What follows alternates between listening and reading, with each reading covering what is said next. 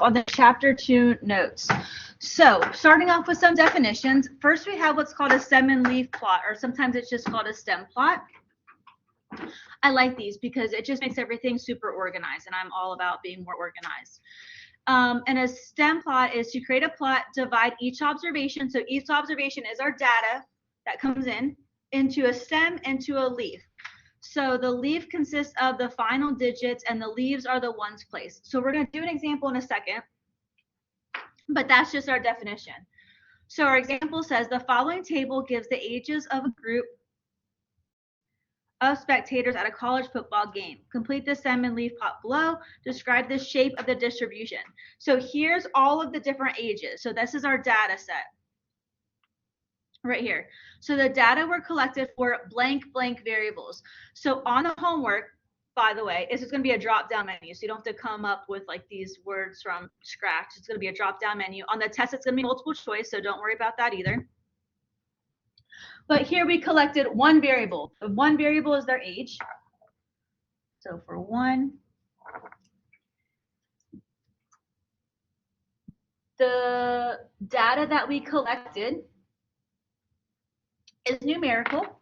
So it's going to be 1 quantitative.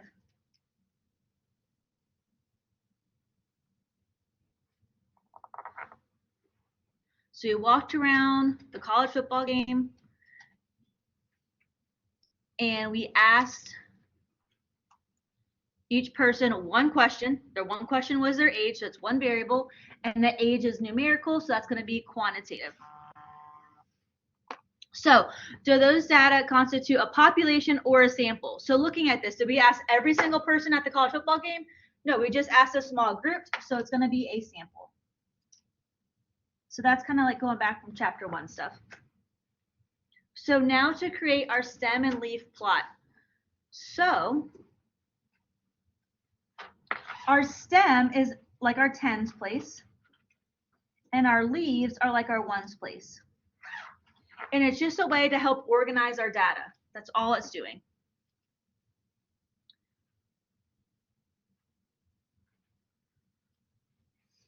So looking at this, the smallest number that I see is 10. And the biggest number I see is 59. So organizing this data, our first stem will be 1, because that'll be for my 10. So like 10, 11, 12, 13, 14, 15, 16, 17, 18, 19. Then it hits our 20s. So then our next stem will be 20s, 30s, 40s, 50s. So our stem column is just that tens place. Our leaves column is going to be our ones place. So I have 10. I have another 10. So notice I just put 0. I'm putting 2 zeros because there's 2 tens. So my stem and my leaf, putting my stem and my leaf together will give me my number. So I have 10. I have 10. The next number I see is 14. Let's go to just put everything in order from least to greatest. So 14. I think 17 is next. There's another 17. And I see an 18. So that's everything in my tens column. So putting it together, I have 10, 10, 14, 17, 17, and 18. Just our way of organizing it. So now we're going to look at all of our 20s.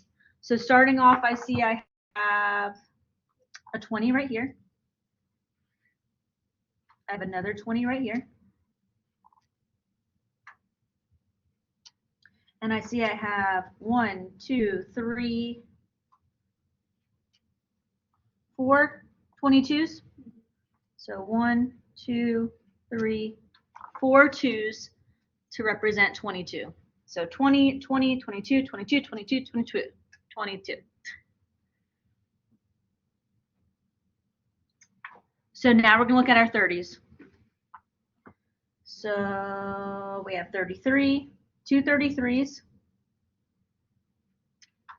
a 34, a 35,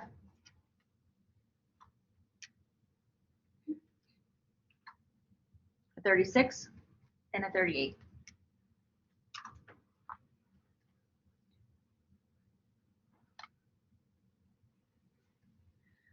Almost done looking at our 40s now. So we have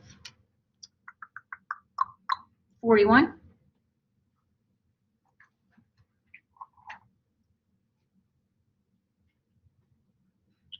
The next number looks like we have 46.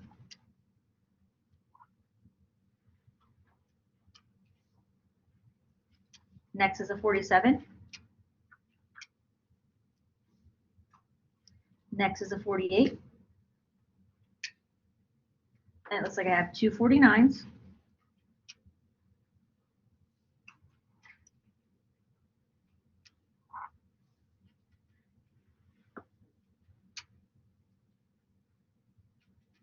And then we have our 50s. So I have a 50, so 50, 51,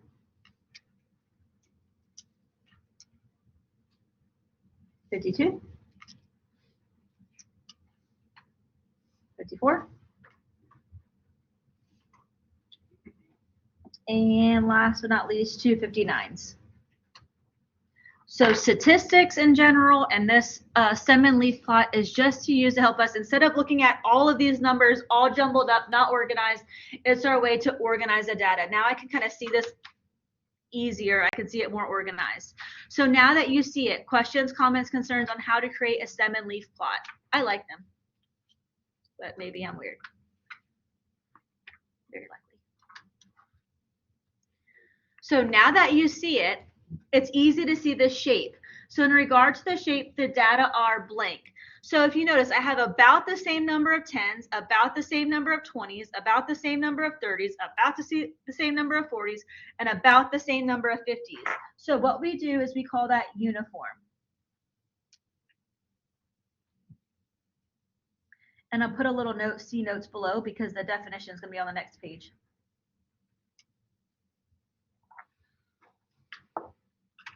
So we have about the same number of each 10s, 20s, 30s, 40s, so it's going to be uniform.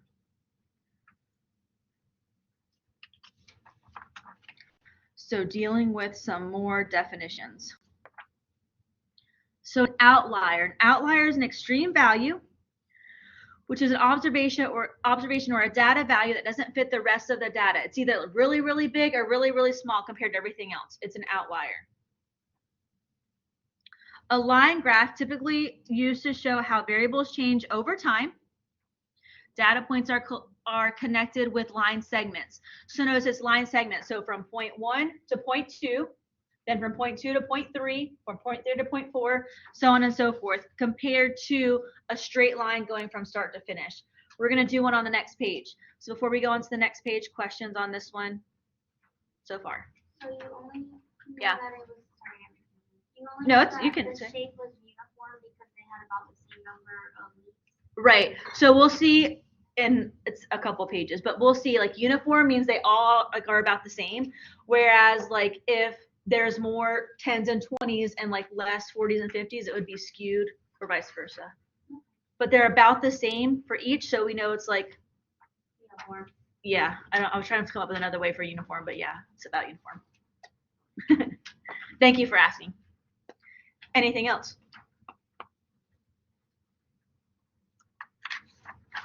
All right, so let's keep going.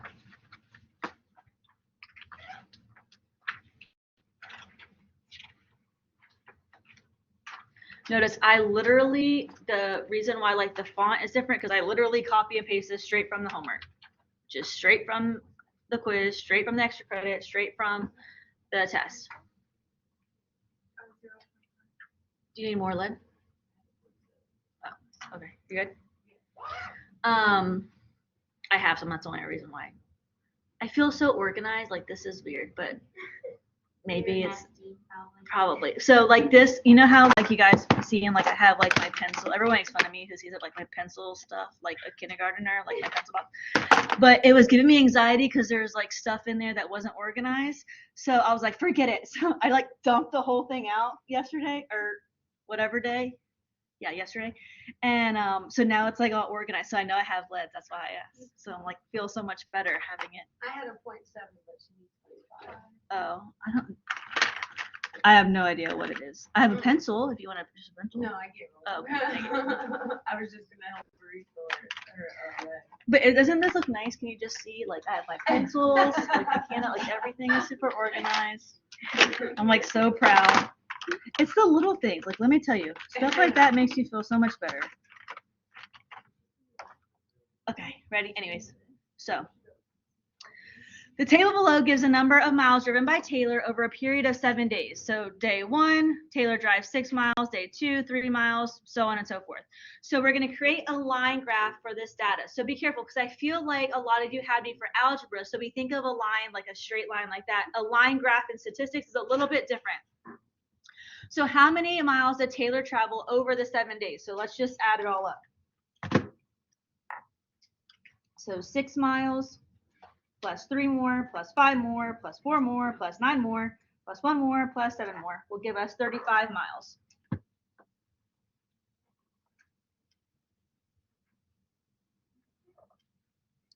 I think the worst part about statistics is like putting like numbers like this in.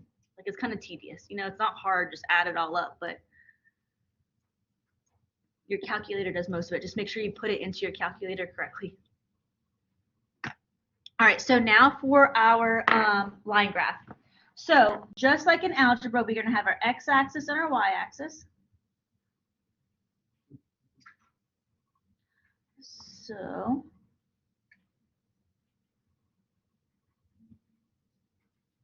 just like our input-output chart in algebra, this would be like our x, this would be like our y. So notice down here would be the day, and then up here would be the number of miles. So really make sure to label it. Remember, on the test, on the homework, this is all multiple choice. So keep that in mind. The graphs are multiple choice on the homework, on the quiz, on the test. So that kind of helps. So I have my days, my x-axis is going to be 1 through 7. So 1, 2, 3, 4, 5, 6, and 7. And the miles go, the smallest one is 1, the largest one is 9. So from 1 to 9, so starting at 0, 1, 2, 3, 4. Are you serious? Like just.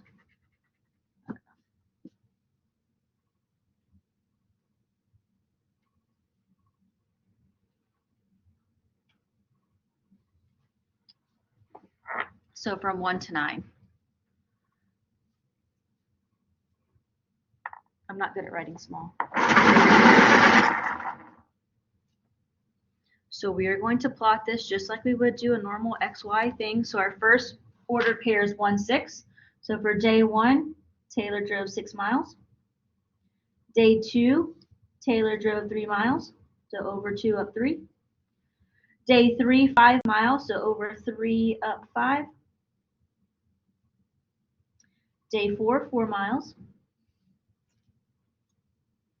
Day 5, 9 miles. Day 6, 1 mile. And then day 7, 7 miles.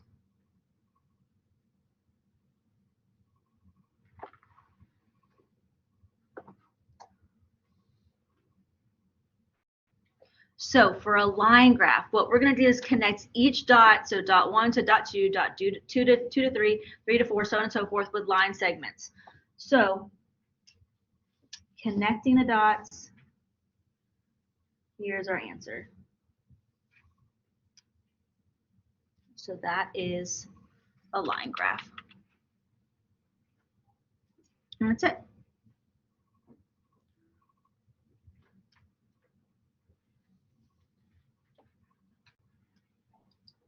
Questions on line graphs? Decent so far. So next we have bar graphs. So there's two different types of, there's a bar graph and a histogram. That looks super similar. So be very careful on which one is which. So a bar graph consists of bars that are separated. So that word separated is huge from each other. The bar heights represent the frequencies, the relative frequencies, or percents, just like we did last class. The chart may be oriented vertically or horizontally, so maybe up or down bars or left and right bars. And it's always used with qualitative data or categorical data. Remember, we're talking about words here. So whenever you see words as our data set, we know we're going to have a bar graph. Bar graphs are bars that are separated.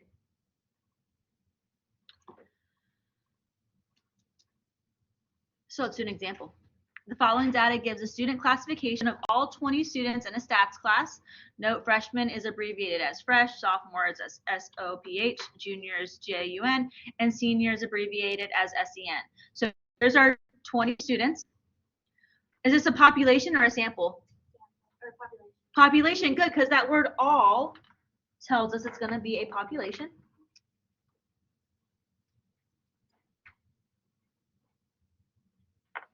And then it asks us to create a bar graph.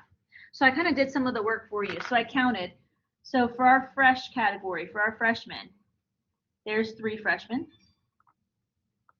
For our sophomores, there's 1, 2, 3, 4, 5. For our juniors, there's 1, 2, 3, 4, 5.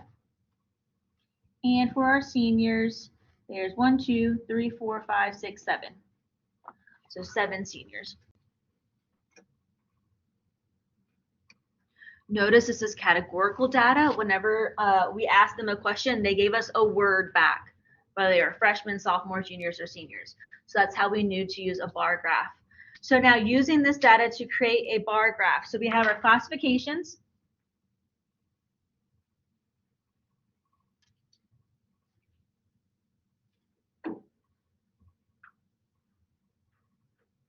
On our x-axis.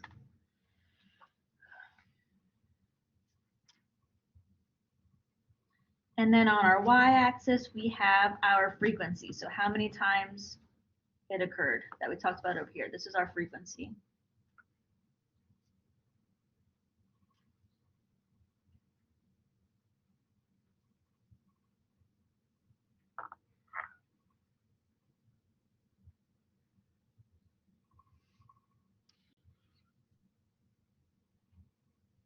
So for our classifications, we have freshmen, we have sophomores, we have juniors, and we have seniors. And our frequency goes from 1 to 7. Write it over here.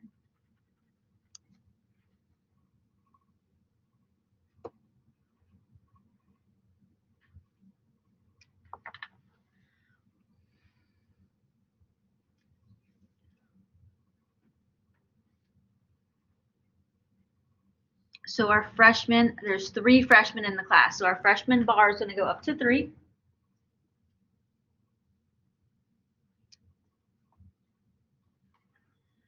Our sophomores are, there's 5 sophomores, so our sophomore bar is going to go up to 5. Notice how my bars are separated. They're not touching each other. My juniors, there's 5 juniors.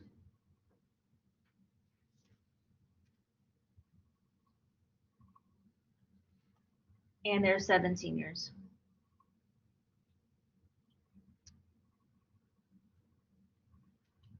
Done. So here's my bar graph.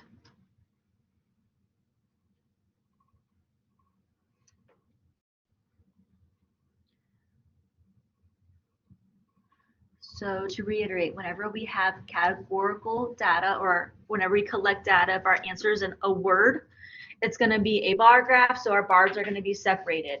Our other option is if we have quantitative data. So whenever I ask a question, if their answer is a numerical answer is a number, we're going to use a histogram. Looks super similar to a bar graph. They're just all touching each other. They're not separated. So make sure that you know that a bar graph has separation and it's for categorical data.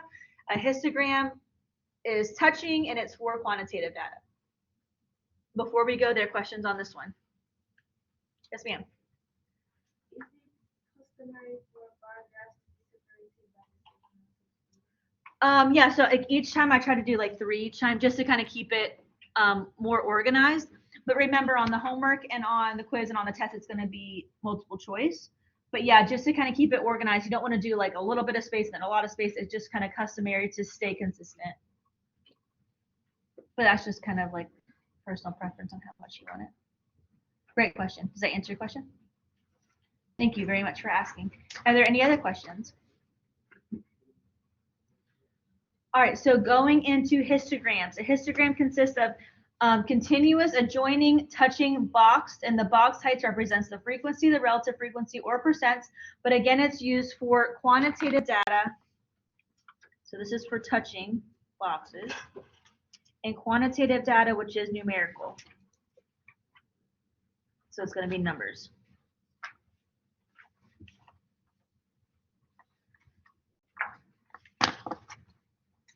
When you're ready, we'll go to the next page.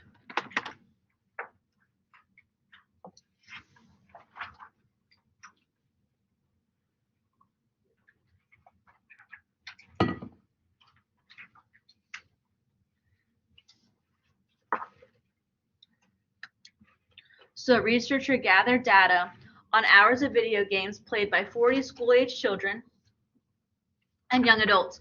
She collected the following data. So here's all of the answers. Notice it's the number of hours. Our answers are numerical. So it's going to be quantitative data.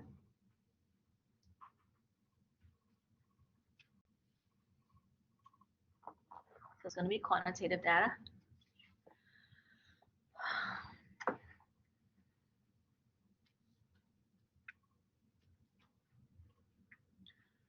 So it says complete the frequency distribution for the data, round our solutions to 1 decimal place, so 1 number after the decimal, if needed. And also notice that it's grouped data. Also notice that it's grouped data. We talked about this a little bit in chapter 1, but just kind of reiterating, instead of saying, okay, how many zeros, how many ones, how many twos, it just groups them to keep it a little bit less tedious. So from 0 to less than 3. So it's kind of weird how the way that they said it, from 0 less than 3. So that means 0, 1, or 2. For 3 less than 6, that means 3, 4, 5. 6 less than 9 would give us 6, 7, 8. From 9 to less than 12, that means 9, 10, and 11. So notice it's not including the n, it just says less than 12. From 12 to less than 15 means 12, 13, 14. And 15 less than 18 would be 15, 16, 17.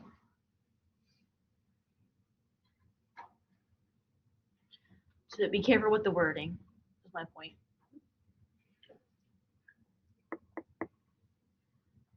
So how many numbers from 0 to less than 3? So I have 1, 2, 3, 4, 5, 6, 7, 8, 9, 10, 11. So I have 11, 0 to less than 3, 11 zeros, ones, and twos. From 3 to less than 6, 3, 4, 5. So we have 1, 2, 3, 4, 5, 6, 7.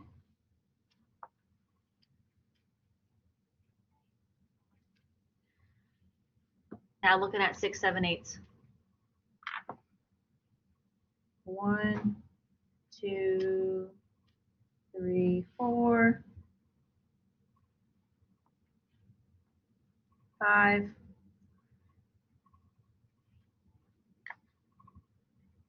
6. Sorry, I know I was missing one. Should be 6 of those. 9, 10, 11.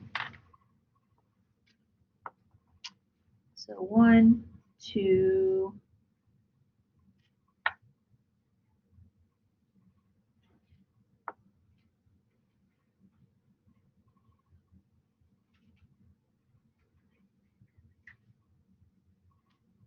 3. There it is.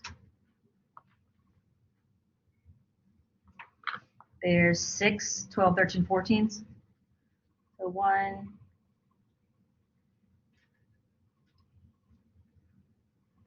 2, 3, 4, 5, 6. And then 15 less than 18. So 1, 2, 3, 4, 5, 6, 7. So notice as I went through, I crossed them out. But a lot of times it'll be on the computer. So a way to kind of like check your work is make sure they told us that it should be 40. So I know that if I add them all up, it should be 40. So let's try it. So 11 plus 7 plus 6 plus 3 plus 6 plus 3 plus 7. Doesn't work. Oh, I put 2 plus signs. Okay, here's a great thing. If you do this on accident, see how I put 2 plus signs? Instead of typing the whole thing from scratch, if you do second and then enter, notice if above enter says entry. If I do second and then enter, it'll give me exactly what I just put in. So then I can just scroll over and press delete to delete that other plus sign. Thank you. So I like totally messed up. 11, 7, 6, 3, 6, 7. That should be better. There we go, 40.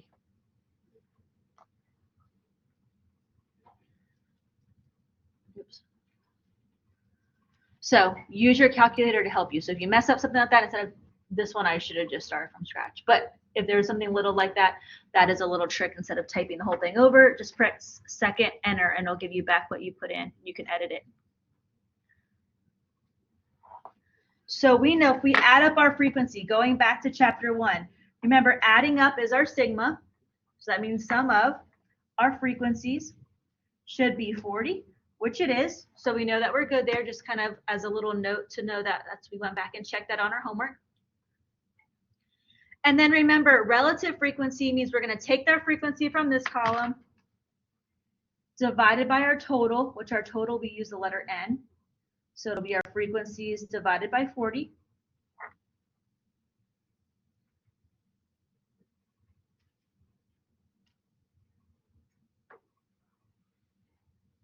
So 11 divided by 40, round to 1 decimal place,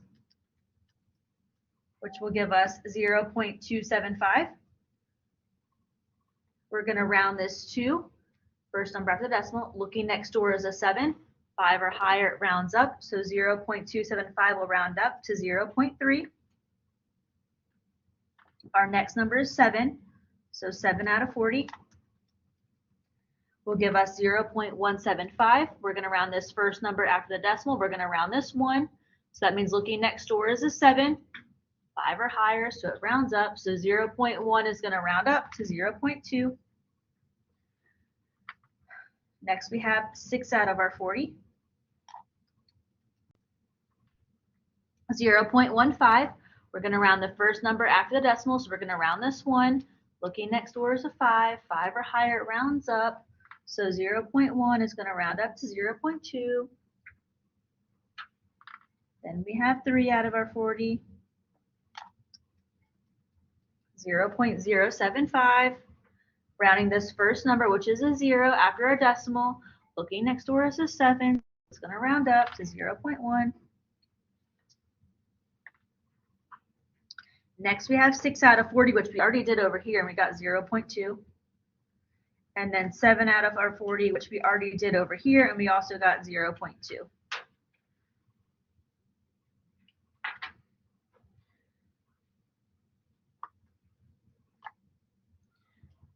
So putting this all together, we can put it into our histogram. Notice the histogram looks just like a bar graph. Our bars are just pushed together. They're not separated. They're all touching. So notice that our x-axis is our hours, which would be this column right here.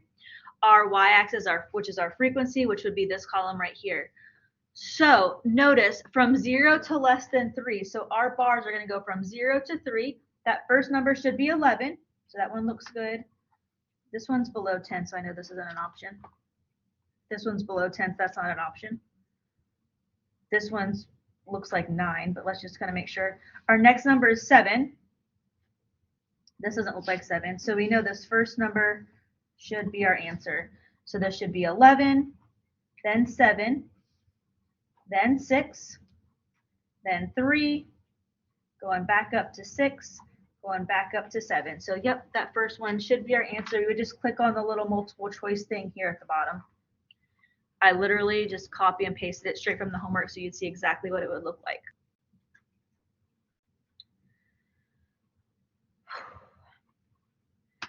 So that's kind of all about our graphs. We're going to kind of move to something a little bit different on the next example. So before we go there, questions on this one?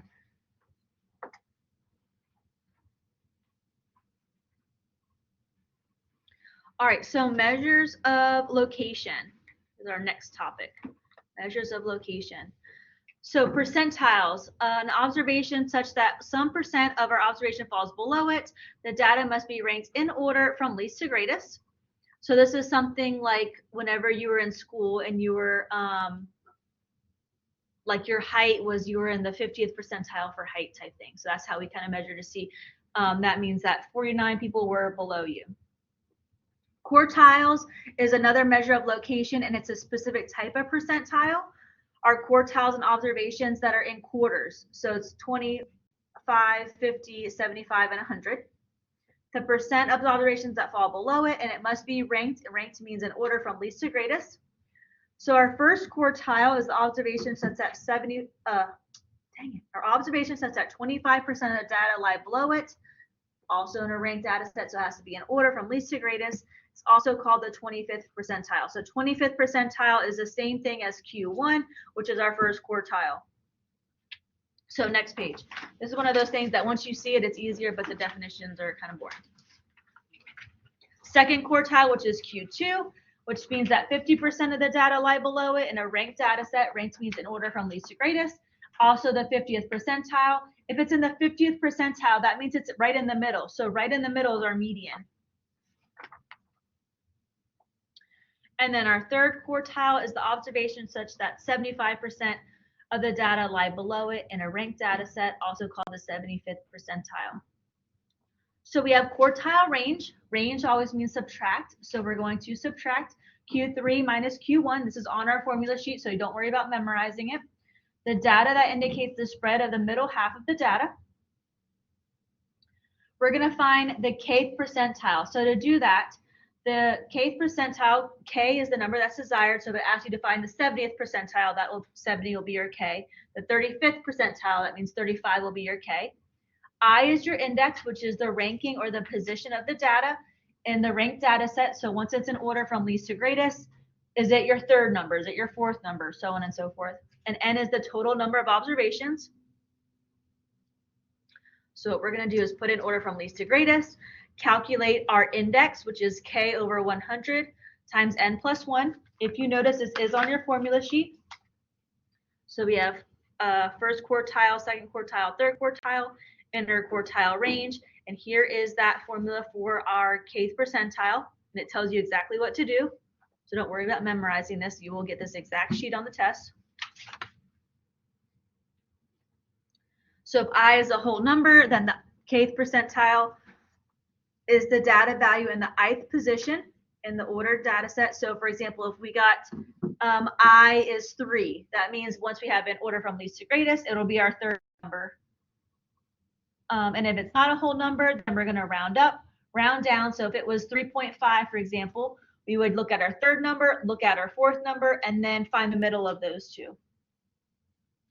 Again, this is just like our definitions. Let's actually do one. I think actually doing it is what makes it kind of make more sense instead of talking about it. So let's actually do one. So the data below give the ages of a random sample of 13 people. Calculate the first quartile, second, third quartiles of the data. Also determine the interquartile range.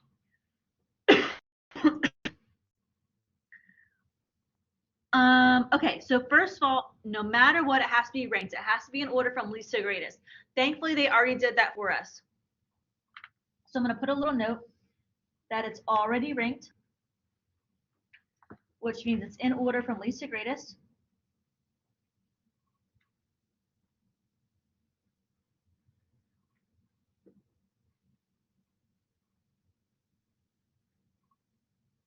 If you come across a problem that's not already ranked, you'd have to do that first. Most of these are already ranked for you though, so that's kind of nice.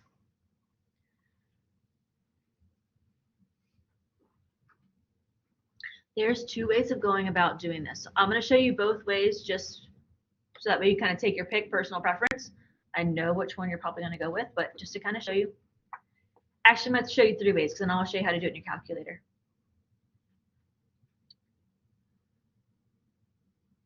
Yeah, I was going to say most people are going to do the calculator, but let's at least do one or two.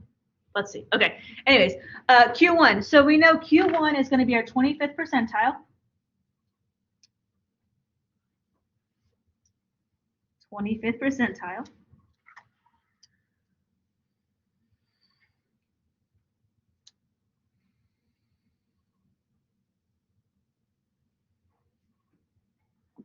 So we label that as P sub 25, where that tells us our K value is 25. That's just how we label it.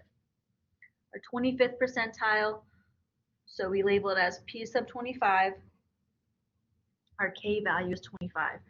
So we have an order from least to greatest. That step one's done. Step two says to calculate I equals K over 100 times N plus 1.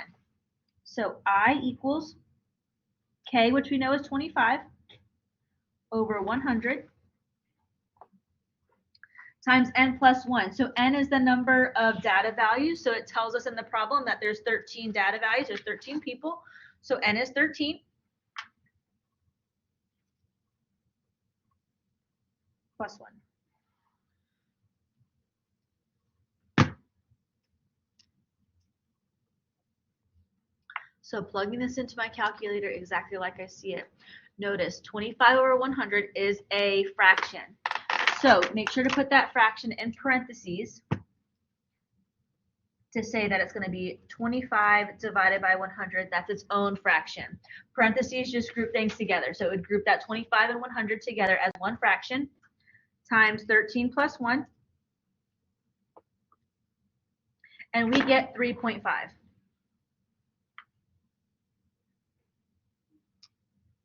No, this is not a whole number. So if it's not a whole number, I is not a whole number.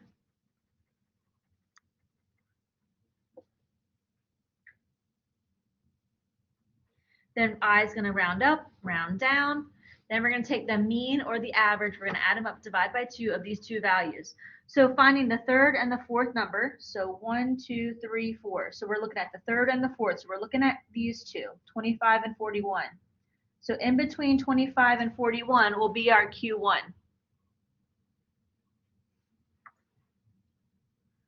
So we're going to look at third and fourth terms. So we said that was 25 and 41. So to find the middle, we're going to add them up, divide by 2.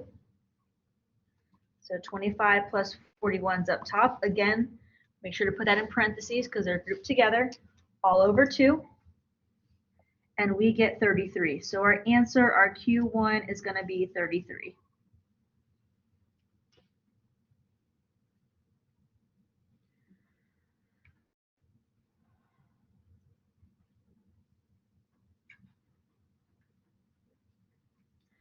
Same thing for Q2. Q2, which is also known as our median, by the way. So keep that in mind for the future. Q2 is our 50th percentile.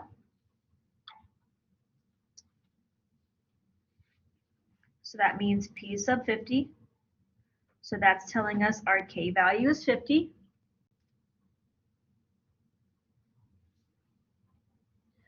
Just like the previous problem, we need to find this value.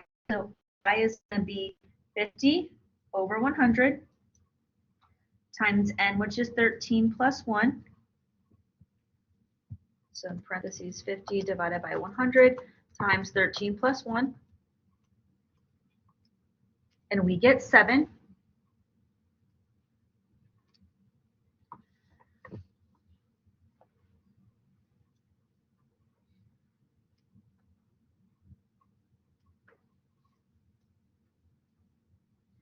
7 is a whole number. So it says when it's a whole number, it's easy. I can just look at the 7th term. So look at the 7th term. 1, 2, 3, 4, 5, 6, 7. Boom, here's our 7th term. Here is Q2, which is 51. Done, that's it. I's, remember telling us the position. So it's telling us it's going to be the 7th term.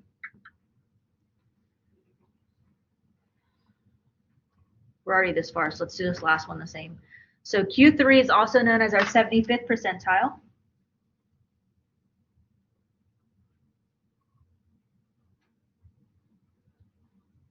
So P sub 75. So that's telling us our K value is 75.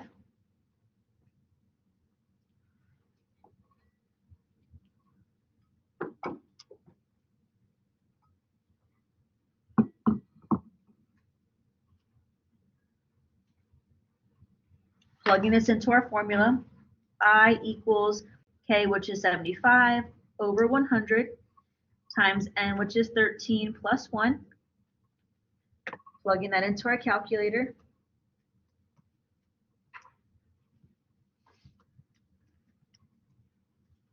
We get 10.5.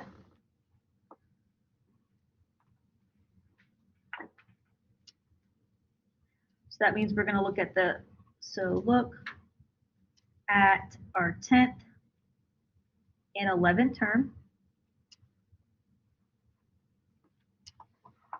So we're going to look at our 10th and 11th term. 1, 2, 3, 4, 5, 6, 7, 8, 9, 10, and 11. So in between 66 and 79 will be our Q3. So to find the middle of 66 and 79, we're going to add those two up and divide by 2. So in our calculator, 66 plus 79, that's up top, so it's together in parentheses, all over 2, will give us 72.5, which is totally cool to leave it just like that, 72.5.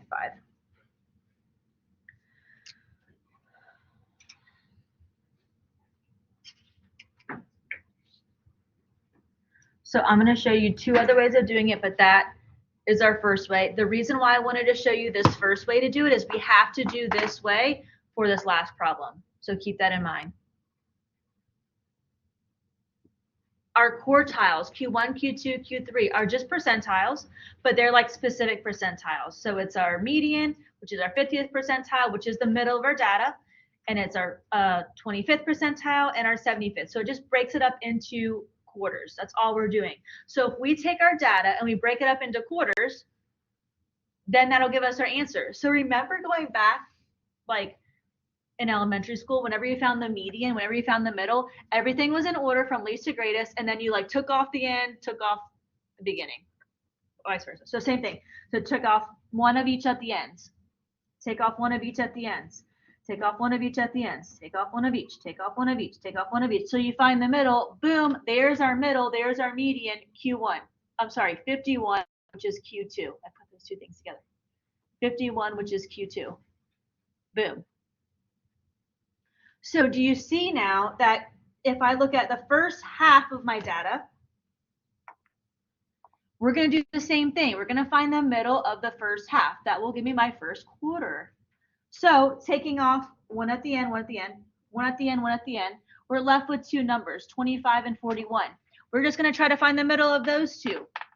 We did that. So same thing, you get 33. Looking at the second half of our data, we're left here, finding the middle of these 2, taking off the first and the last, taking off the first and the last. We're left off with 66 and 79. Finding the middle of 66 and 79 is exactly what we did here. So it kind of saves you having to use this formula, doing it just finding the middle. Finding the median, and then looking at our first half, finding the middle of that, looking at our second half, finding the middle of that. So if you want to do it that way, that's totally cool. Notice, I don't look at your work, so however you want to do it, just get to the right answer. That's totally cool with me. Questions on that way?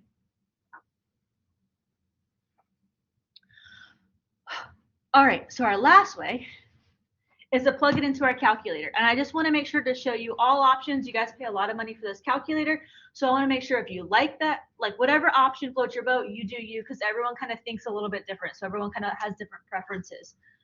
So on our calculator, if we go to our stat button, just like we did last class, let me use a different color. So on our calculator, we're going to go to our stat button. We're going to go to edit. So press enter. I still have stuff in L1 and L2 from last class. So what I'm going to do is use my arrows to scroll up. Notice it says at the bottom, my whole list too. I want to get rid of this whole list. So I'm going to press clear. That wasn't clear. I'm going to press clear. Notice it clears that list for me. When I press enter, boom, it goes away. So same thing, hover over L1. I want to clear this whole list out. So press clear, press enter, done. So now I'm starting off from scratch. Let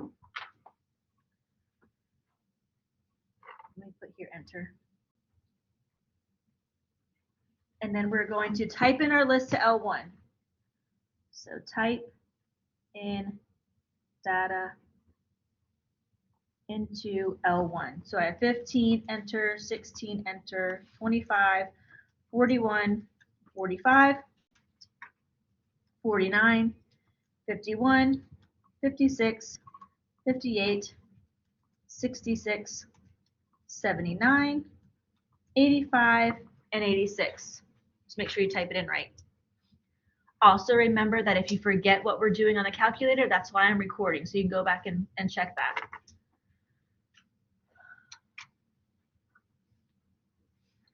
So I'll give you a minute to still, so people are still typing their list into L1.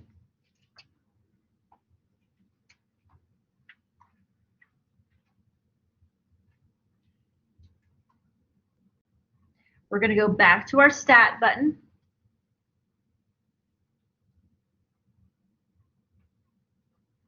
Notice, I wasn't going to talk about this, but notice that you can clear your list here too, but it's a lot easier to clear it the way we talked about it. You can also sort it. A is for ascending order from least to greatest, which is what we want. D is for descending order, so backwards, so from greatest to least. But like say your list was not in order, you can put it in the way that they gave it to you. Go here to sort, so go down to number 2 and press enter.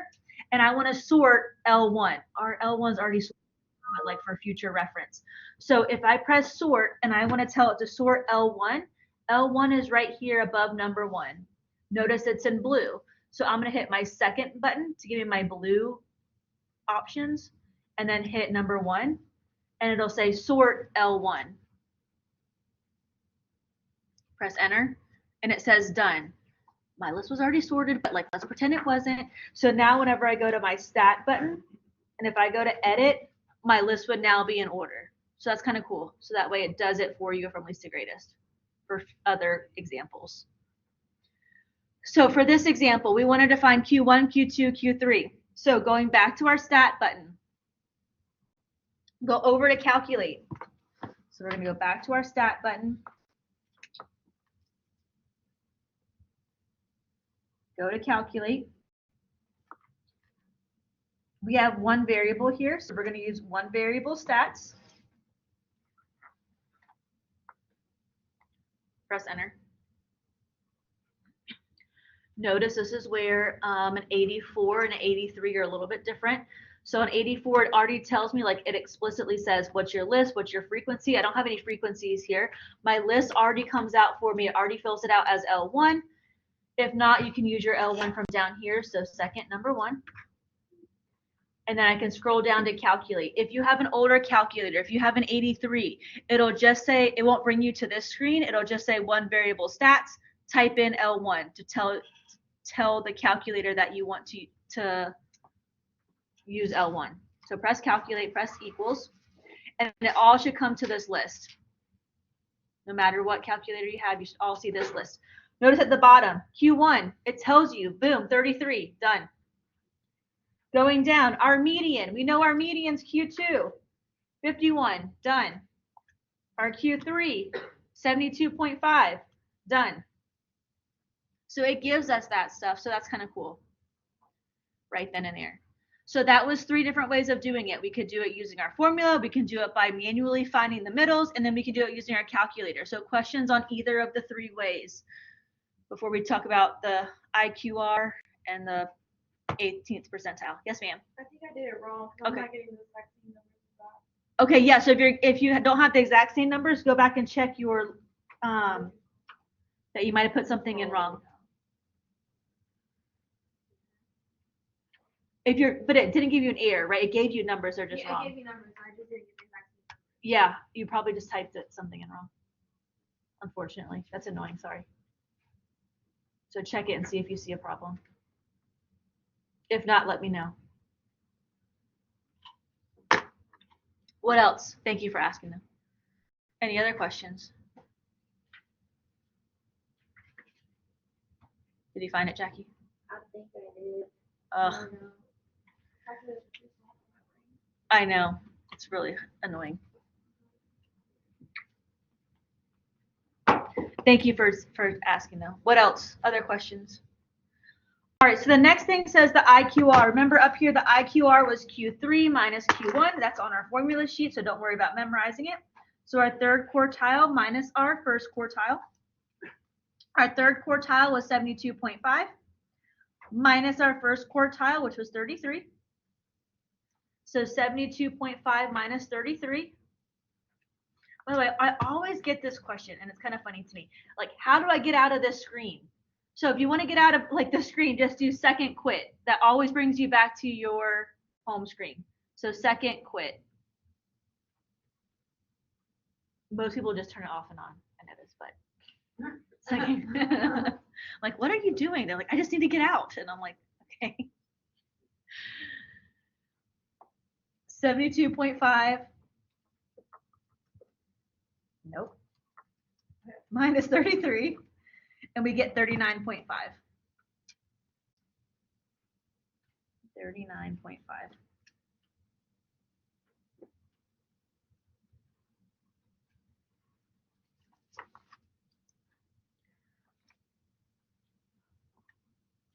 All right, so the last thing says the 18th percentile. So this is the same percentile like we did here, but it's the 18th. So just like a random one. So this one's not on our calculator. We can't find the middles. We have to kind of go, there's no option, there's no other option here. We have to go through this process, which we just did. So it's nothing too crazy. But if we have the 18th percentile, by the way, you call this, like you say this as 18th percentile,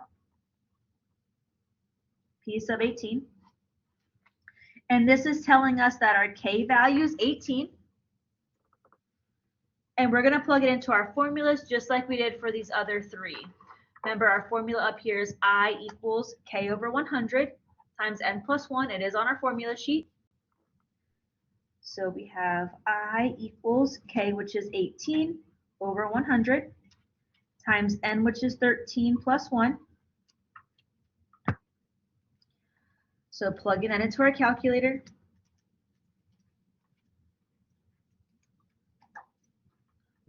I think my fingers are getting fat. I've never messed up this much on the calculator. Okay. 2.52.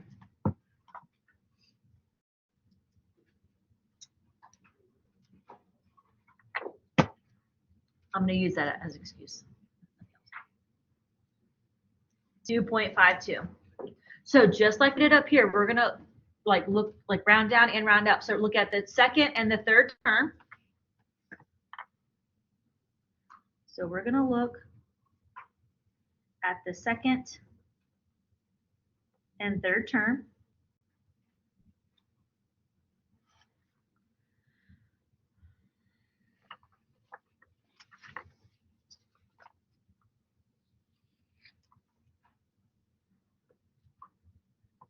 So looking at our second and our third term, we have 16 and 25. So finding the middle between 16 and 25. 16 plus 25 all over 2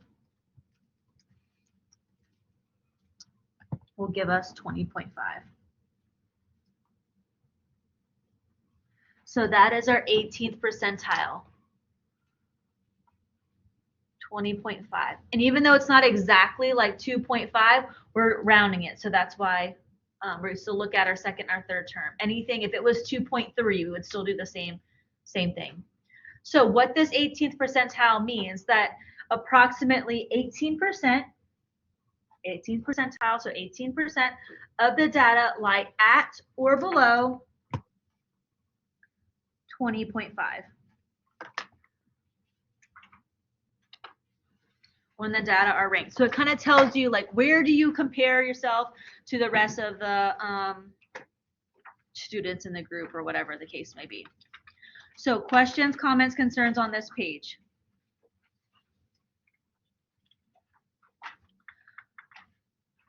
So let's, like, while we're at a good stopping point, let's pause right here. Let's take a quick break. Yeah, sorry, and you're like, thank you. Let's take a quick break. It's 6:55. I want to try to make sure to get as much as we can done today, and we have to finish today. So we'll take a quick break. It's 6:55. Let's come back around 7 o'clock, and we will finish up. So quick 5-minute break. Go to the bathroom, shut your legs, do what you gotta do, and we will come back.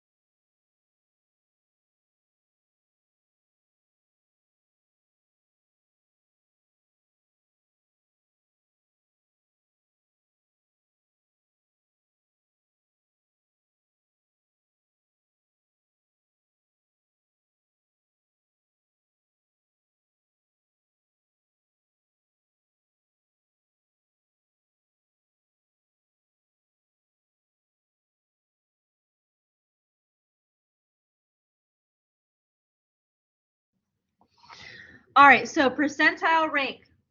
Starting back, percentile rank. The percentile of a data that falls below a specific observation and the data must be ranked. That's what we've been talking about this whole time.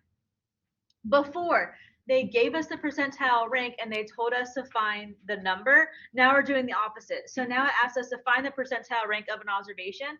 So to calculate the percentile rank, we're going to first rank the data in order from least to greatest, and then let X be the number of values less than A. So make sure that you notice it's less than A. Let Y be the frequency and N the total number of observations. So we can plug it into this formula. Notice this formula is also on our formula sheet, so don't worry about memorizing. Right here. And it tells you what X is, what A is, and what Y is. So it tells you all of that stuff. So don't worry about memorizing any of it. Use your formula sheet.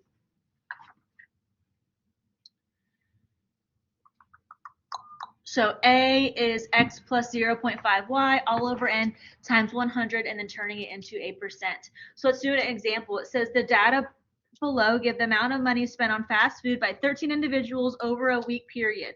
Calculate the percentile rank of 36 and 47. Round solutions to one decimal place as needed. So notice it tells you how to round, make sure to round appropriately.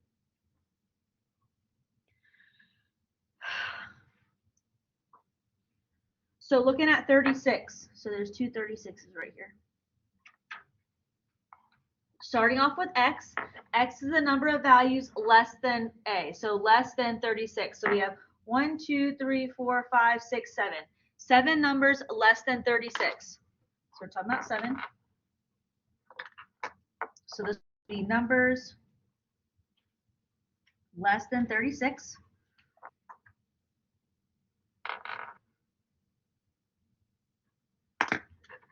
Plus 0.5 times Y. Y is going to be the frequency. So how many times it occurs? 36 happens twice. So 0.5 times 2. So this is our frequency.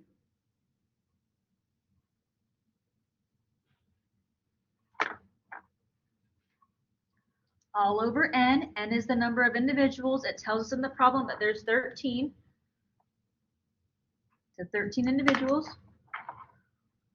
So this is our number of observations.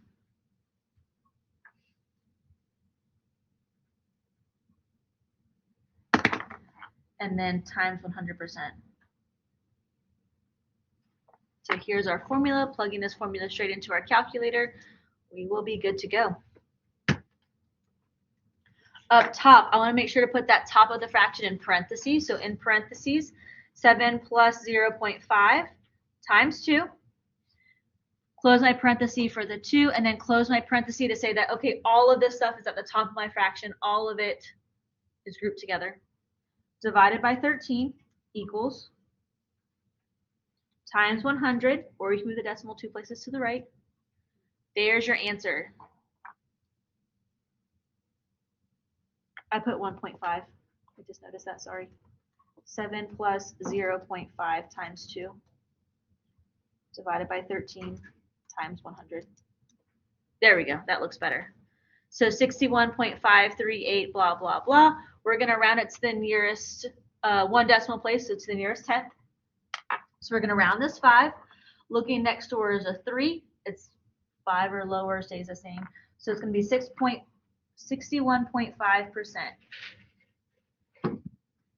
And that's it. That is our percentile rank.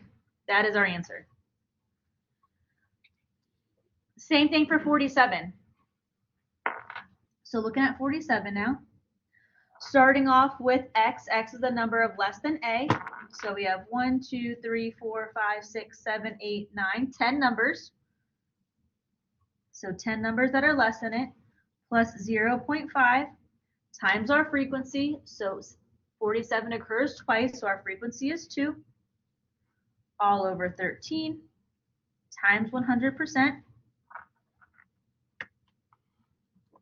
Putting this into our calculator, so 10 plus 0.5 times 2.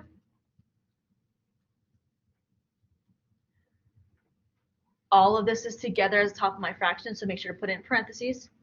Divided by 13 times 100. And we get 84.615, blah, blah, blah. So rounding to 1 decimal place, we have 84.6. Looking next door is a 1, so it's going to stay 84.6%. Done. That's it. So just the formula. We're going to use the formula on our formula sheet. That's it. How can I help make this easier for you before we go on to the next part? If you think of a question, let me know. If not, I'm going to keep going to make sure we have time to cover everything. So box plot, also called a box and whisker plot. So if you see either one of those, they are synonyms, they're interchangeable. So it gives us a good graphical image of the concentration of the data. So where does most of the data lie at? It's composed of 5 values: the minimum, the first quartile, the median, which is the second quartile, the third quartile, and the maximum. It's a visual representation of 3 characteristics. This might be a good problem that you might see in the future. Wink, wink. Wink, wink. It shows the center, showing us the box, the spread, like how spread out our data values are by the endpoints, and the skewness. The skewness is our shape. So is it leaning to the left? Is it leaning to the right? So to create a box and whisker plot, we have 3 steps. We're going to rank the data always in order from least to greatest. Find these 5 data points, our min, our max, our Q1, Q2, Q3. And then on the number line, we're going to use a number line. We're going to use the minimum and the maximum as our endpoints. Q1 and Q3 will be the ends of our box. Q2 is in the middle of our box. And then we're going to connect the dots with our, make our little box with our quartiles, and then make our whiskers with the endpoints. I'll show you. So let's do it. So the ages of 8 stats students are given below. Determine the 5-number summary, so minimum, maximum, and 3 quartiles. Select the correct box plot for these data. So if we have 18, 21, 24, 26, 29, 33, 36, 36, our minimum, thankfully this is already ranked. It's already in order from least to greatest. It's already ranked. It's already in order from least to greatest. So that part's done. Our minimum is our lowest number, which is 18. We need to find our 3 quartiles. So I'm just going to kind of do it the old school by hand way. So taking off the first and the second, or would you rather do it in your calculator? Which way would you, I want to do it the way that you would do it? Calculator or taking off the first and the last? Totally up to you. First and last? Okay, gotcha. Taking off the first and the last. So to find our middle first, taking off the first and the last, taking off the first and the last, taking off our first and the last. Our median is going to be in between 26 and 29. So this in between 26 and 29 will be our Q2. So to find the middle of 26 and 29, we're going to add it up and divide by 2. So Q2 is our median. So adding up 26 plus 29 divided by 2. Finding the middle. We get 27.5.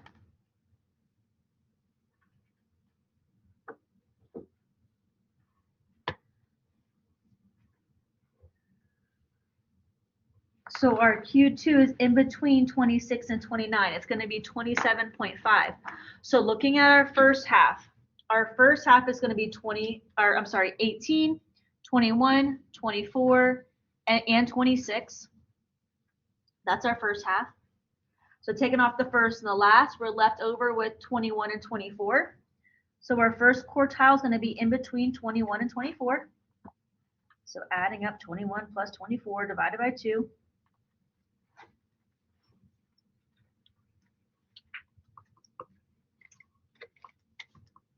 Which is 22.5.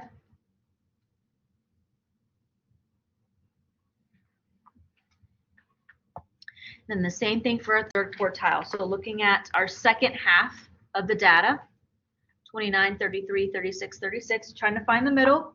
It's going to be in between 33 and 36. I'm going to go to the next page. In between 33 and 36. Here, I'll just write it right here. And then. So we have 33 plus 36 divided by 2.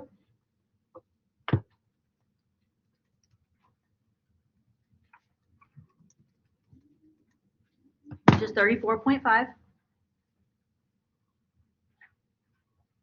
And the last thing it asks us is for our maximum. So our maximum is our highest number, which is 36.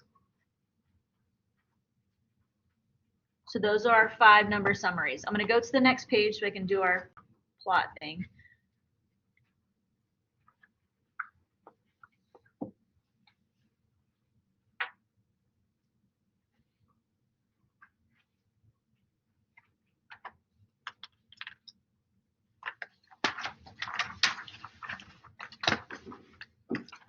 So we said Q3 was 33 plus 36 divided by 2, which was 34.5. While I'm here, my Q1, or let's start off with my minimum. Just so I have everything on one page. My minimum was 18. Our Q1 was 22.5.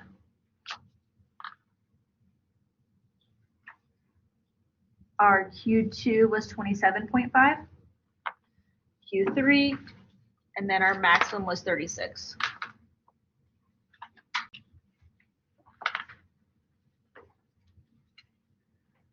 So I'm going to put like a vertical line at each one of these 5 points. So our minimum, which is 18, I'm just going to label it just because this is our note's sake. So that's our minimum. Our Q1 is 22.5, so in between 22 and 23. Q2 is 27.5, so in between 27 and 28. Q3 is 34.5, so in between 34 and 35. And then our maximum is 36. So those are our 5 data points. We're going to, remember it's a box and whisker plot. So I'm going to use my quartiles to make my box.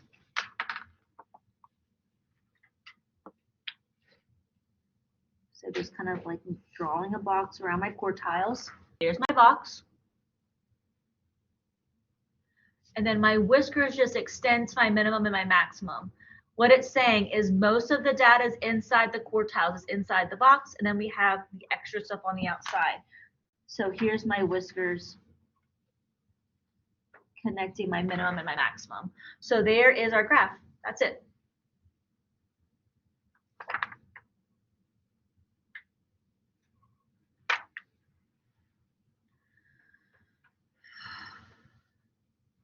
Questions on box and whisker?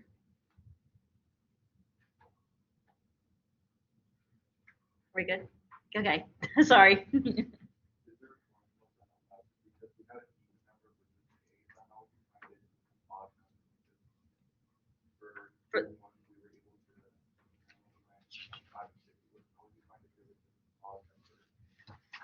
So I think what you're asking me, so how would you find Q1, Q2, Q3 if it was an odd number? So if it was an odd number, your Q2 would be actually a number and not in between 26 and 29, which I think is what happened here. So our Q2 was actually 51. So we just looked at this first half, so not including 51, and the second half not including 51, and we found the middle there. Here, our Q2, our median, was in between 26 and 29. So when we look at the first half, 26 wasn't our quartile. So I included 26 in the first half, and then I included 29 in the second half. Does that answer your question?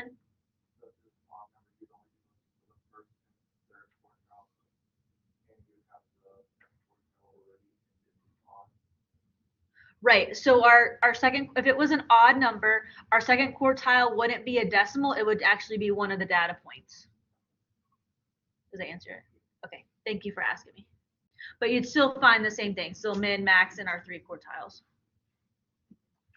And if you get confused, you can use the formula or you can plug it into your calculator too. So those are our other options that we found. Anything else? Thank you for asking. If not, our measures of center is our next thing. So we talked about our median, but we also have our mean and our mode. We talked about mean, median, and mode for a long time, I feel like, but let's just talk about it again. So our mean is our average. That's our most commonly used measure of central tendency. We have population mean for ungrouped data, which is the sum of our values divided by the number of values. Notice whenever you have population, it's capital N. Same thing, by the way, this is what's called our mu. It's called mu. It's a Greek letter. It kind of looks like in between an M and a cursive U, but it's called mu. Then we have X bar. These are all on your formula sheet, by the way. This is sample mean for ungrouped data. So adding up and divided by lowercase n, because lowercase n is for our sample. Population mean for our grouped data. Notice it's going to be adding up. It's the sum of the midpoint times the frequency. So the sum of m times f, just like we did on test 1, all over capital N for our number of values in the population. Then we have X bar, which is the same thing, but lowercase n for our sample. We'll do some of these examples in a minute, but just kind of those are our formulas. Our median is the middle number once the data is organized from least to greatest, also the second quartile, the 50th percentile that we just found. Mode is the value that occurs most often. Remember that you can have no mode or you can have more than one mode. It's the only measure of central tendency that could be calculated for qualitative data. So if you're talking about words, like if that, going back to that freshman problem, that we had categories of freshmen, sophomore, juniors, seniors, we could use that to say, okay, what is there the most of? And I think there was like most seniors or whatever it was. So here, because we can say, okay, there's more number of seniors than anything else, seniors would be our mode. So we're able to do this with using categorical or qualitative data. All right, so that's just some definitions. We'll get to that in 1 second. Some more definitions. We have skewness. We talked about this on the first page. Skewness tells us the shape of our graph. So this helps us know the shape. So we could have a symmetric shape. Symmetric shape is also known as our normal shape or our bell-shaped curve. Notice it's the same on both sides. Also notice down here, the mean equals the median equals the mode. They're all the same and it's dead in the center and it's all nice and symmetric. Right skewed means that most of the data is on the left side and the tail is on the right. So whenever you see right skewed, that's telling you where your tail is at. So everything's on the left and then it kind of goes down. This is your tail down here. Your tail is on the left side. Notice it goes in alphabetical order from mean, median, mode from left to right. So it starts off in alphabetical order from the peak to the tail. So alphabetical order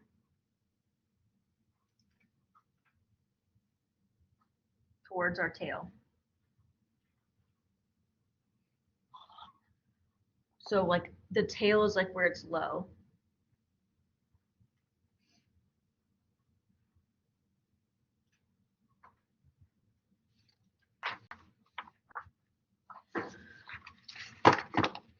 Some more definitions on the next page.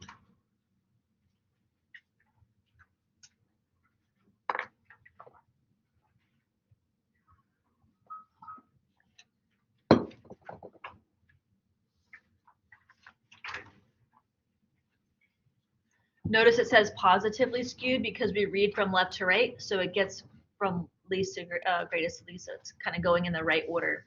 Where this is negatively skewed, which is left skewed. So most of the data is on the right side and it kind of drapes down to our tail, drapes down on the left-hand side. So notice this is in alphabetical order going the other way. I think I messed this one up. The way it was written. Yeah, I'm sorry. I wrote this backwards. So mean, median, mode, so from right to left.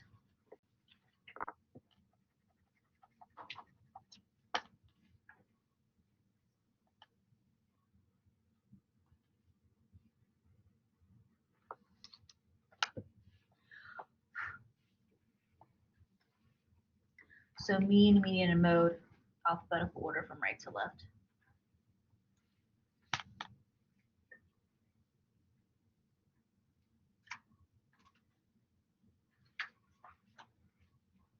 not too crucial, that part.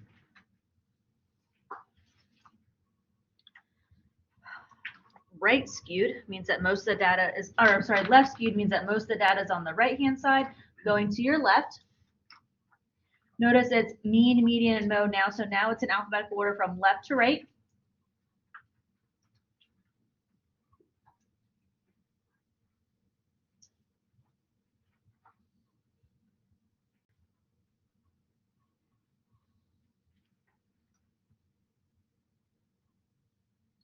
So down here would be our tail. Is where your tail's like where it like drips off. And then uniform was what we talked about on that first page, where they're all about the same. All about the same.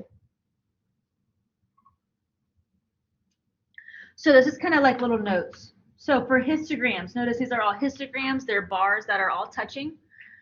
If it's symmetrical, that means all three measures are identical and in the center. So that was our mean, median, and mode. Our mean, median, and mode. And I wrote this out. So left skewed and right skewed, the measures are in alphabetical order. Our mean, median, and mode are in alphabetical order from the tail to the hump. And then outliers cause the skew, which cause this tail, and it pulls towards the tail. So we have our tail and we have our hump. So if we were to kind of like draw a line,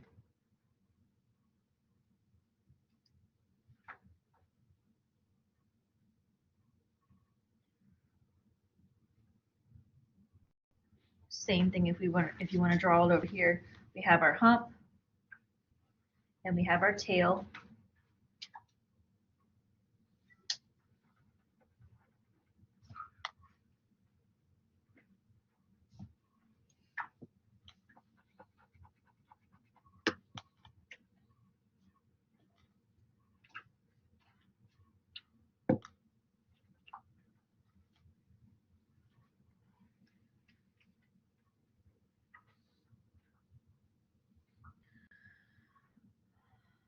So a couple more shapes.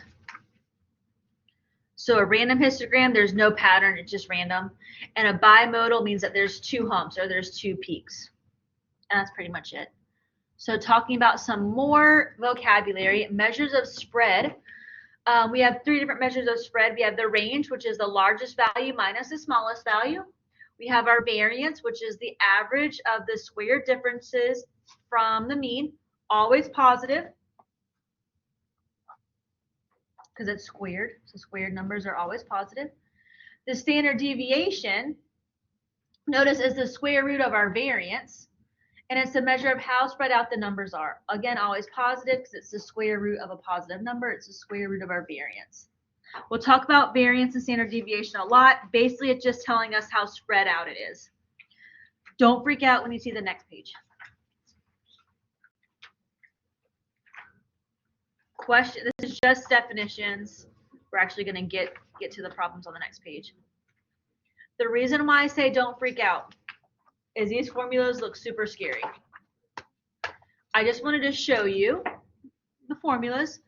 We're not going to use them because it takes us forever, and I used to do that, but no one listened to me, and then you just put it into your calculator, and your calculator does all this work anyway, so I'm not going to waste your time. But these are the formulas that you would use.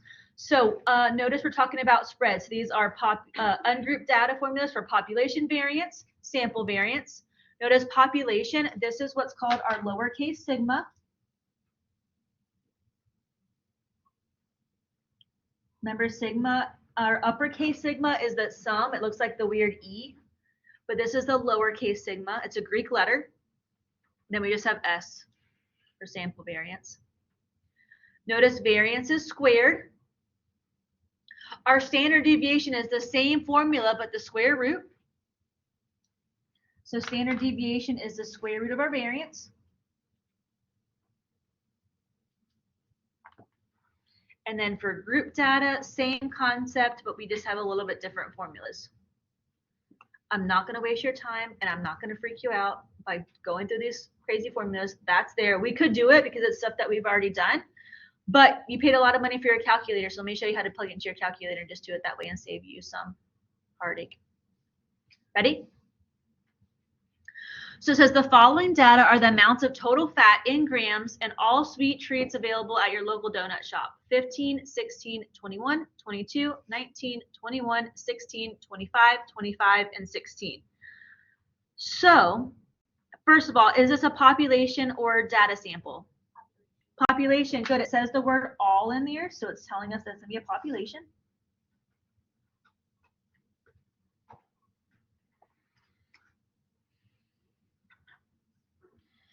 It asks us for our mean, our median, our mode, our range, our variance, and our standard deviation.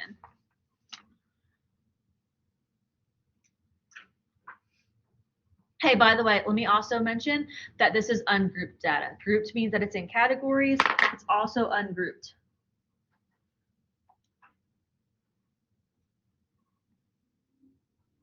So that means if you wanted to, you're more than welcome to use up here population ungrouped. So you would use these two formulas for population variance, population standard deviation. But let me show you how cool your calculator is. So in our calculator,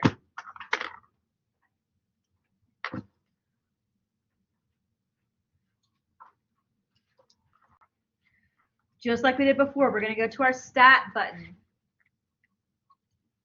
We're going to go to edit. Press enter.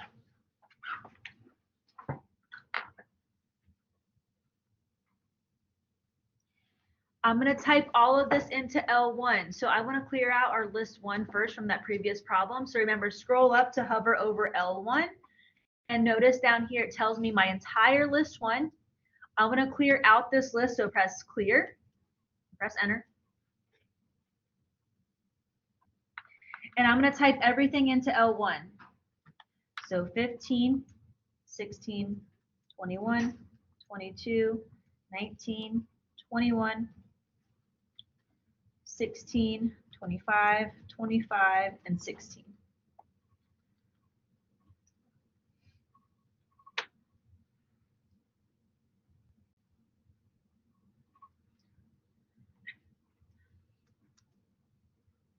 Don't mess this part up because it's going to mess up everything. All right, so now if I go back to my stat button, we typed it all in, so now my calculator knows the data I'm working with. So go back to my stat button right here. I'm going to scroll over to calculate. I have one variable, so we're going to hit one variable stat. So one variable stats, press enter.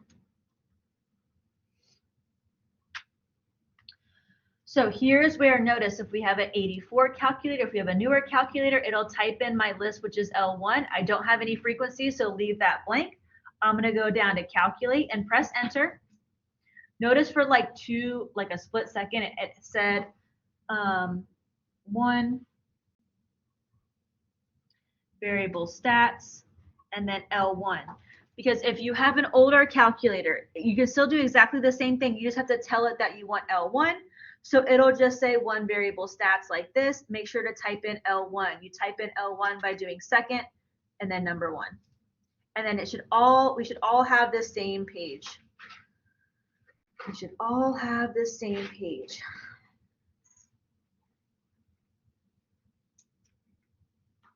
Questions on how we get to this page?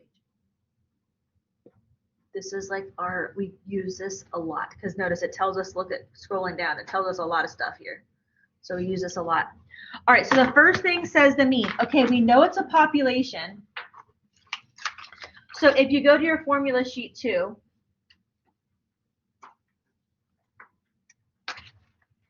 our mean, it tells us, is going to be our mu symbol or X bar symbol. We know it's a population, so it should be our mu symbol. But notice it's exactly the same formula, but one has capital N for population, one's lowercase n for a sample. Either way, we only gave it so much information. We only gave it 10 numbers. So I can use either one. So this would be our mean, which is the same thing as our X bar in our calculator.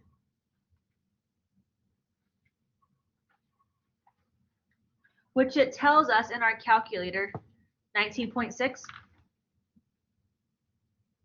Done.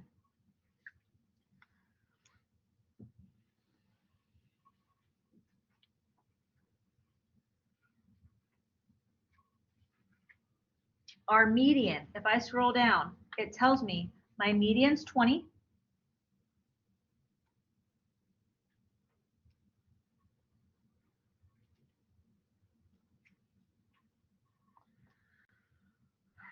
It doesn't tell me my mode, but that's just what occurs most often, so I can just look at that.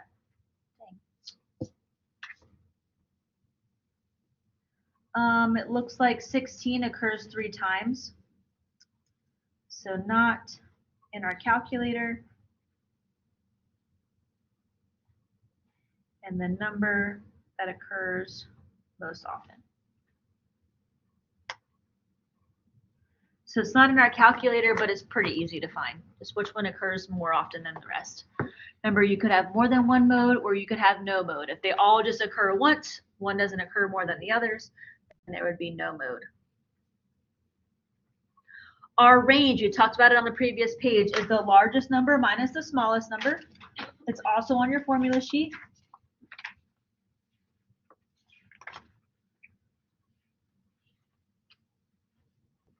Largest value minus the smallest value.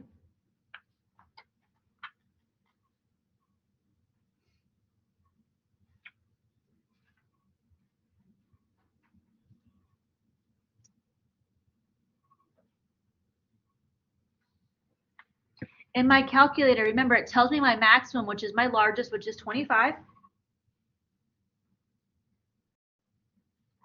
minus my minimum, which is in my calculator, which is 15.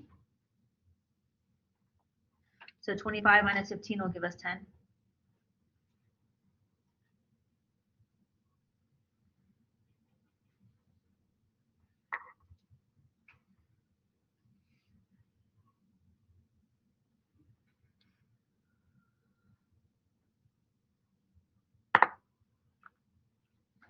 My standard deviation, be very careful because you have 2 options here. It gives you S and it gives you sigma.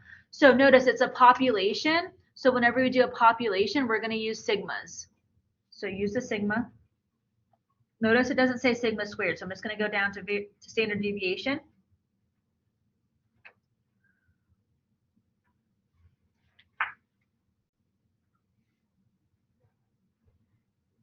Because it's a population. And we get 3 point, round to 3 places, so 3.583.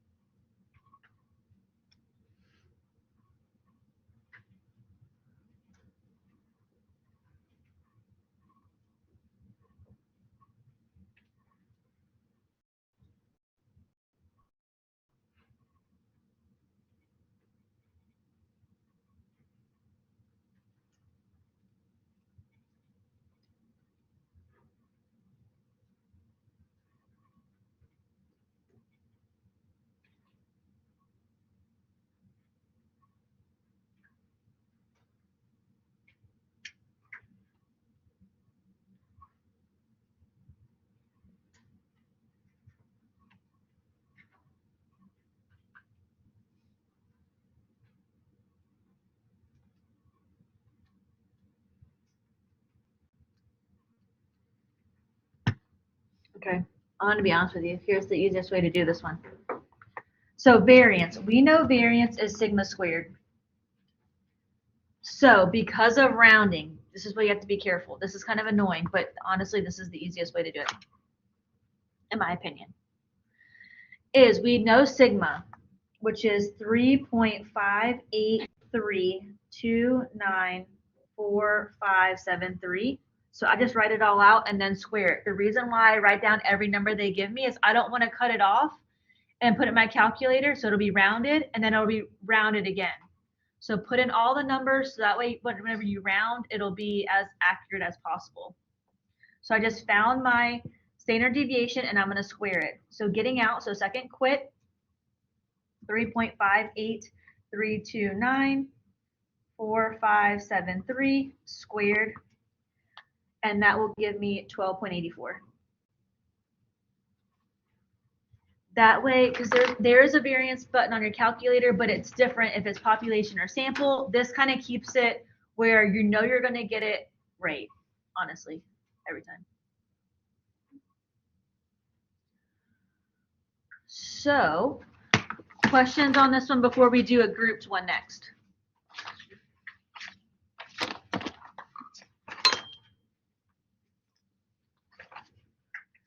Questions before we do a grouped one?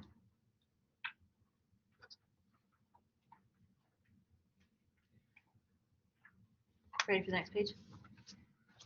All right, I want to try to get through everything, so I'm going to kind of roll through. We kind of seen it all once. So same thing, but now it's grouped. So the following table is the frequency distribution for the amount of hours worked by 100 IRSC students. So from 0, including 0 to 10, we have 21. From 10 to 20, 33. 20 to 30 is 24. 30 to 40 is 20. 40 to 50 is 2. Notice this is grouped data. That's in groups. Is it a population or a sample? It doesn't say the word all, so it's going to be a sample.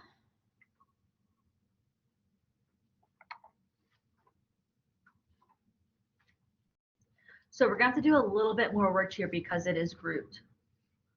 A little bit more work because it's grouped. So for my L1, because this is my frequency, so I'm going to have to put in my frequency. So I have to tell it frequency of what? So I can't put in this group into my calculator. So instead of the group, and notice on the formula sheet on the previous page, it's talking about the midpoint. So we need to find that midpoint. Bless you. So this is the midpoint.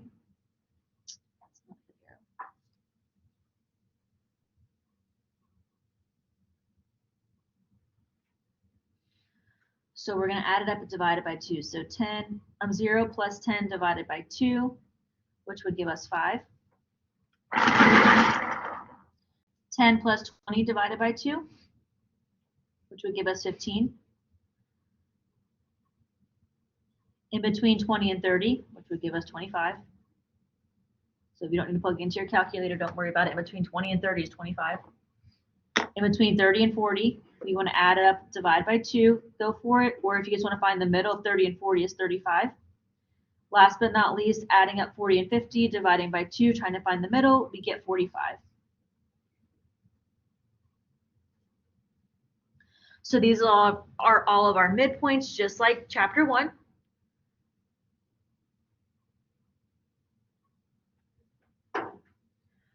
So we're going to put our midpoints into L1, or L1 tells us, okay, what is our number, and then what is our frequency? So our frequency is going to be L2. So L1 is our midpoint, our frequency is L2. So in our calculator,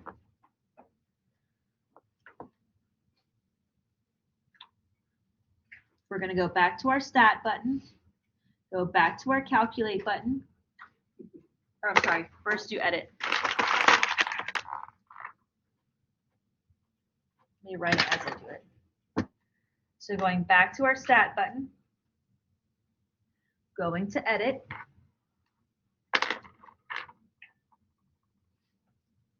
I want to clear out my current list, so I'm going to scroll up and cover over my list 1. Notice it tells me my whole list. I want to clear it out, press enter. I'm going to type in my midpoints, so 5, 15, 25, 35, and 45.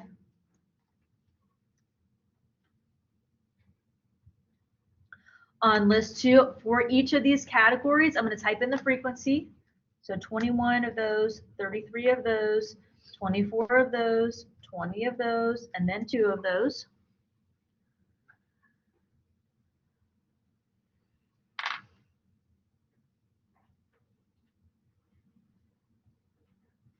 So we're going to put our midpoint into L1, and we're going to put our frequency into L2.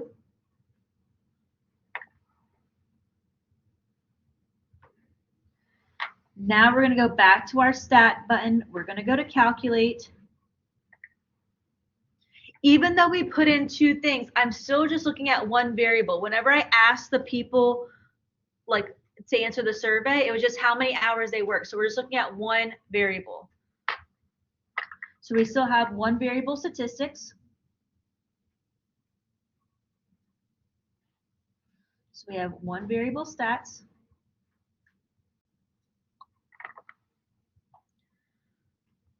So if I go to my stat button, scroll over to calculate, one variable, statistics, we're still looking at one variable. This one variable is just in groups data, just in categories. So press enter. So my list is my different categories, which is my L1. My frequency is L2. So for frequency list, I need to type in L2. So second, and then my number 2 on my calculator will tell me my list is L1, my frequency of that list is L2. Go down to calculate. If you have an older calculator, it'll look just like this, but type in L1, comma, the comma is right here above the 7. So L1, comma, L2. And if you've seen it for a split second, everyone's calculator gives you that, like L1, comma, L2. And we should all get to this screen. The screen tells us all that we need to know. So we're good to go. So our mean, it's a sample, so it's going to be X bar, which is 19.9.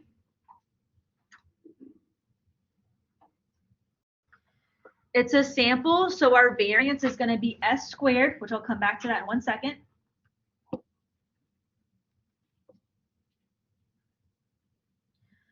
Our standard deviation is just our S, so make sure don't use sigma, use your S, it's a sample.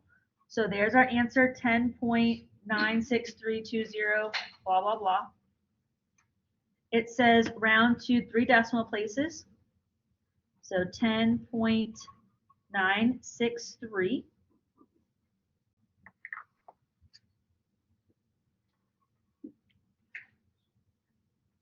So our variance is going to be that whole S, so 10.96320,752 squared. Remember, I put in as many numbers as I can just so I don't mess up the rounding.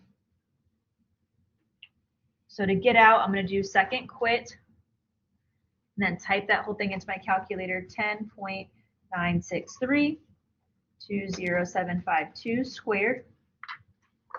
Rounding to 3 decimal places as needed, we get 120.1919, so that will round up to 120.192. Done. That's it. The biggest thing is to ask you population or sample, mainly for the variance and the standard deviation. You're going to use S for sample, you're going to use sigma for population. Yes, ma'am. You click stat and then you click edit and enter. Yep. You go to L1 and clear, right? And then you type in. Well, don't clear, like, clear it because it was like the previous problem. So don't clear it. Yeah, No. here's the previous problem. Right. So Yeah, every clear time it and then typed it in. Every time I put the midpoint aside and then enter, it just like pops up like error. Okay, let me see.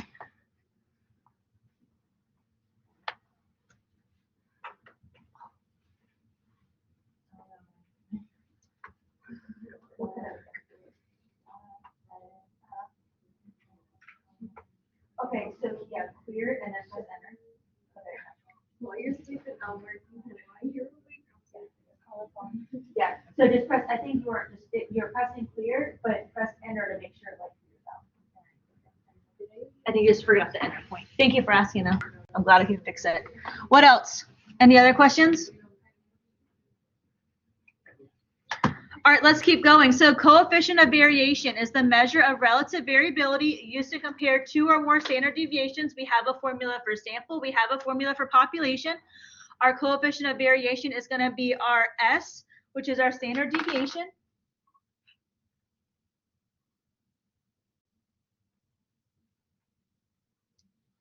Over X bar, which is our mean, times by 100% for our sample.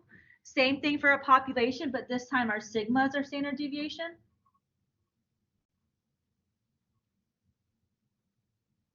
Over our mu is our mean, times 100%. So here's an example. Consider two completely different data sets, homework scores for a stats class and IRSD student ages. Totally different things, but we want to try to compare them. The stats class homework scores data set has a mean of 81 and a standard deviation of 16.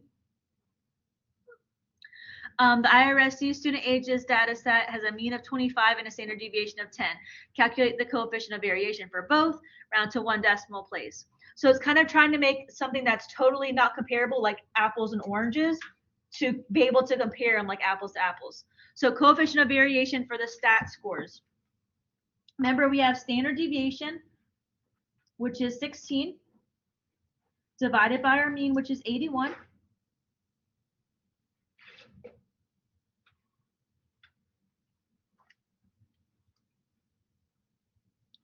Times by 100%, which gives us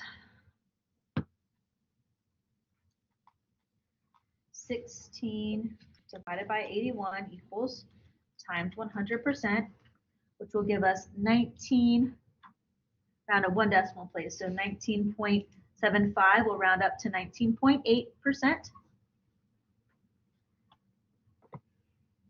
Same thing for the coefficient of variation for ages of IRSC students. Our standard deviation, it told us was 10, divided by our mean, it told us was 25, times 100%.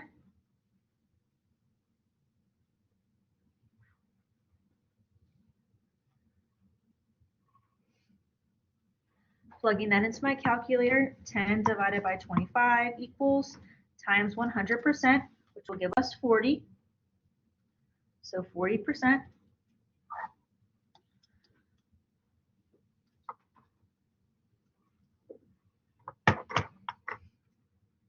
trying to put it all in one shot for you. Thus, we can see when comparing two data sets, the data set with a larger standard deviation does not necessarily have a greater variability. Variability is just another word for spread. So I can't compare how spread out the data values are looking at my standard deviations, because statistics has a greater standard deviation than our IRSC ages. But whenever you look at coefficient of variation, that kind of makes them more comparable apples to apples. So I see that this ages is 40%, which is bigger than 19.8%. So this one is spread out more. We have more variation there. So by putting it into coefficient of variation, now I'm able to compare these two and say, okay, this one is more spread out because my coefficient of variation is larger for my ages. Questions on that page? We have 2 more pages and we're done. 5 minutes. We can do it. Ready? All right, so we talked about standard deviation, but why are we going to use it? This is my favorite guy's name because it's kind of funny to say. So 2 ways to use standard deviation.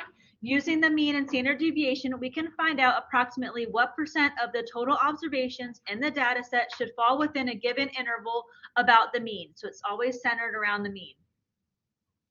This guy's old, I think he's Greek, I don't know, but his name is Chebyshev. And his theorem says that gives a lower bound of the percent of the data that fall between 2 points equidistant from the mean. And this theorem works for any distribution, meaning it could be left skewed, it could be right skewed, it could be normal. So at least 1 minus 1 over k squared percent of the data fall within k such that k is greater than 1 standard deviations of the mean. So, for example, if I have that fall within 2 standard deviations of the mean, this is telling me that k is 2. So if I plug this into the formula, 1 minus 1 over 2 squared percent, 1 minus 1 divided by 2 squared percent will give me 0.75, which is 75%. If you did the same thing for 3 standard deviations and plugged in 3, you would get 88.9%. Plugging in 4.5 would tell you it's 95.1%. So what that's saying, if you go out 2 standard deviations, you get 75% of your data. If you go out more, if you go out within 3 standard deviations, lower and higher, you get 88.9%. If you go out 4.5 standard deviations, you get 95.1. So if you look at your formula sheet, boom, we have our nice coefficient of variation, and we have our Chebyshev's theorem. So this formula is on there for you. So looking at our mean in the middle, if you go out 1 standard deviation, if you go lower 1 and upper 1, if you go lower 2, upper 2, lower 3, upper 3, that type of thing. So let's do an example. The average monthly mortgage payment in a large city is $1,750 with a standard deviation of 200. So this is our mean, which is our mu, and this is our standard deviation, which is our sigma. Use Chebyshev's rule to address the following questions. Round to 2 decimal places. It says at least 97.96% of the monthly mortgages lie between blank and blank. So 97.96%.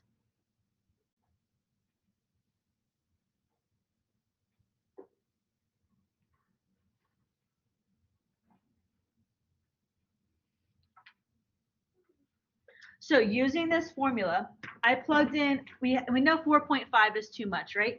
If we plug in 5, so 1 minus 1 over 5 squared, we get 96%, still 97.96. So I plug in 6, 1 minus 1 over 6 squared, 97.2, we're getting closer, plugging in 7, 1 minus 1 over 7 squared. Oops.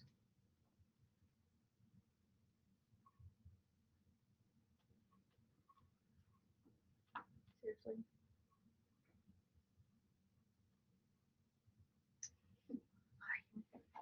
Because I'm in a hurry. There we go. All right, so we get 97.959, so 97.96. So this is telling us that K is 7. And you could use algebra if you want, but it was easier for me just to plug it in because I knew I was going to come up to it close. So 1 minus 1 over 7 squared gave us 0.97959, which was that 97.96%.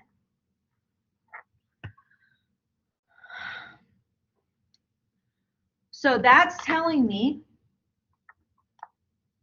if my mean is in the middle, I'm going to go 7 standard deviations lower and 7 standard deviations higher. So 7 standard deviations within our mean. That word within means we're going to add and subtract. We're going to go lower, we're going to go higher. So in the middle is our mean, which they told us was 1750. If I go 7 standard deviations lower, so it's going to be my mean minus K standard deviations. So 1750 minus 7 times 200. We're taking our mean, and I'm going lower 7 standard deviations. It told me in the problem that our standard deviation is 20, so I'm going lower 7 of them. So 7 times 200. I think I said 20, but 200. And we get 350. So that would be our lower boundary. Same thing for the upper boundary. So our mean plus K standard deviations. The problem told us that the mean was 1750 plus our K was 7 and our standard deviation was 200. So 1750 plus 7 times 200. And we can get our upper boundary, which is 3,150. Done. That's it. So using that percent, we found out what K was, and then we went lower K standard deviations, and we went higher K standard deviations. Same thing, but opposite for the next problem. The next problem, it gives us our our lower and our upper bounds and asks us what percent. So at least what percent of the monthly mortgage payments lie between $550 and $2,950, $2,950. So you can use, it's going to be the same thing for both. It's symmetric. So you can either use the lower, you can use the higher, you could use both, doesn't matter. Let's use the higher one. So we know this is going to be our mean plus K standard deviations is going to give us 2950 using that same formula we just did right there.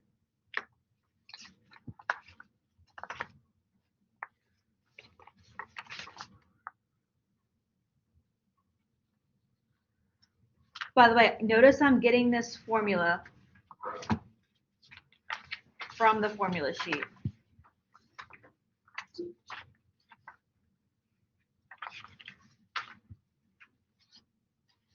We're talking about the empirical rule next, but it's mu minus K standard deviation, so whatever K is. So our mu in the problem is 1750 plus K, I don't know K, that's what we're looking for.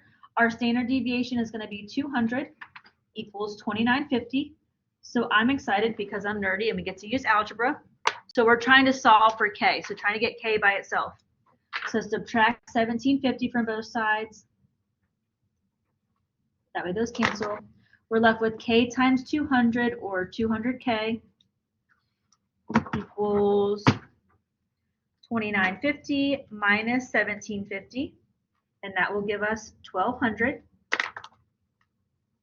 Dividing both sides by 200. So that'll tell us that K is 6. So it's telling us 6 standard deviations away from the mean.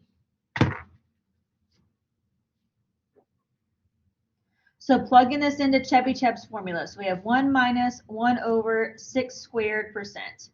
And that will give us our answer. 1 minus 1 over 6 squared. Oh, I swear my fingers are annoying me. 1 minus 1 divided by 6 squared. And that will give us our percent. So 97.22. Told us to round us to 2 decimal places. Percent.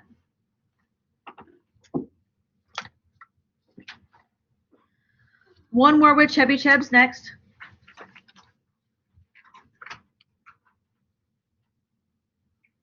It says then average new car price is 35,000 with a standard deviation of 1450. So it's telling us this is our mean 35,000 and our standard deviation is our sigma at 1450. Consider a random sample, which is our N, of 575 new cars. Use Chebyshev's rule to address the following questions. Round to the nearest whole number as needed. At least how many new car prices lie between 29,200 and 40,800. So I need to try to find K first. Just like we did here. So let's use the upper one again. So we know our mean plus K standard deviations is going to be 4,800.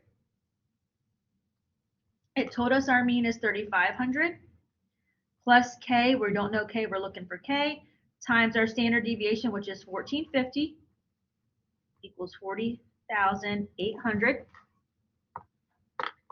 Solving for K, we could subtract 3,500 from both sides. That way those cancel.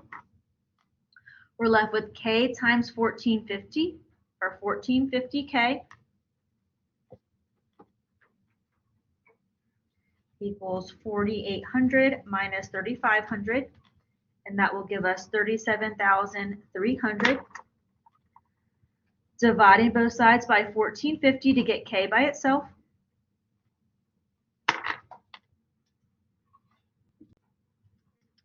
We're left over with K.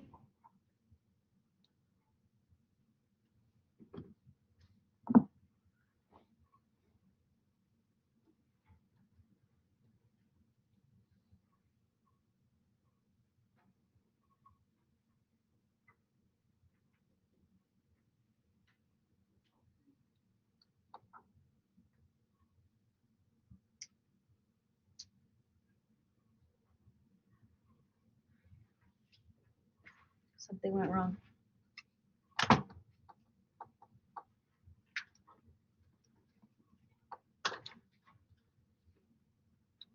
Oh, I know. I forgot a 0. My bad.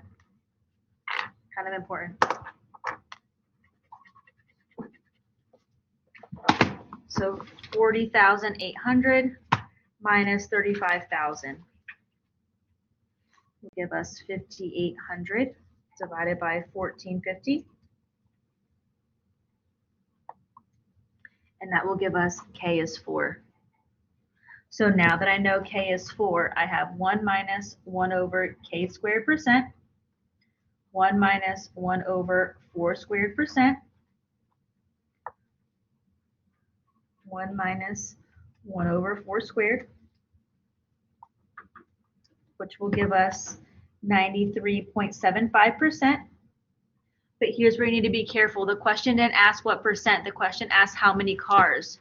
So I know it's going to be 93.75% of our total cars.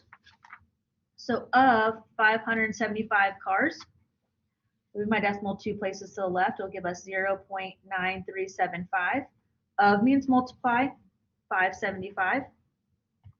So times 575 will tell us that we have 539.0625, rounding to the nearest whole number, 539 new car prices is our answer.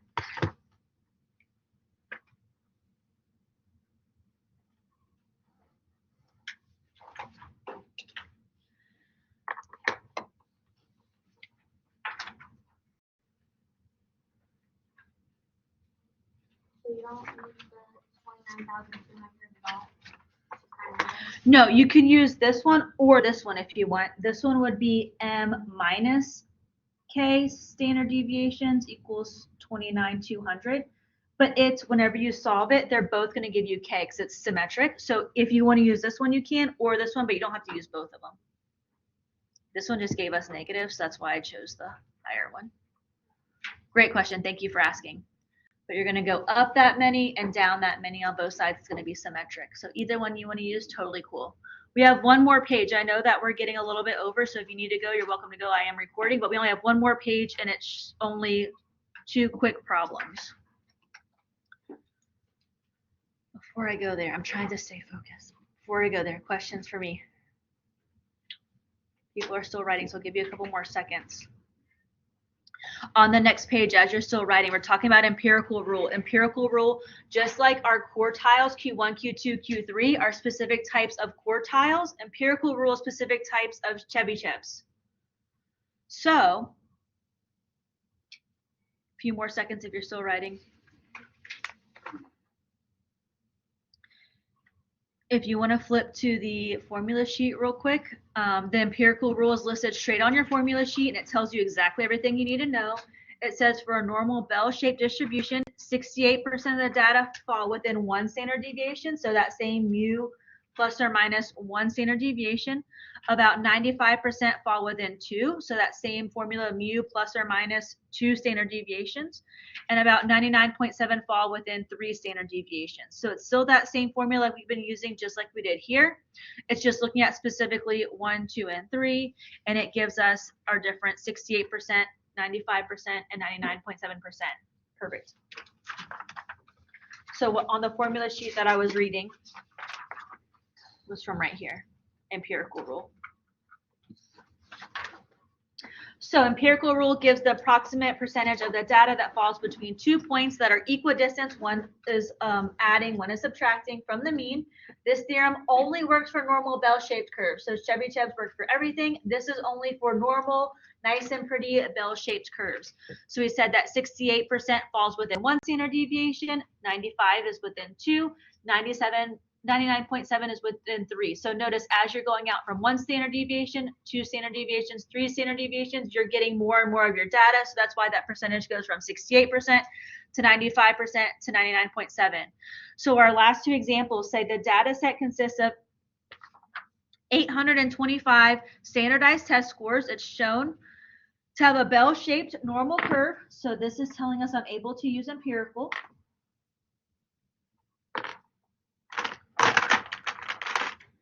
So also notice it only works for normal bell-shaped curves.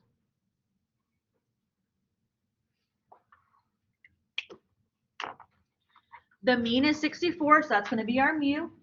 Our standard deviation is 8, so that's going to be our sigma. Use empirical rule to answer the following. We can sketch the distribution to help us visualize the problem, sketch this bell-shaped curve if you want. Approximately 99.7% of the test score lie between blank and blank. So 99.7%, we know that's going to be within 3 standard deviations. So within 3 standard deviations.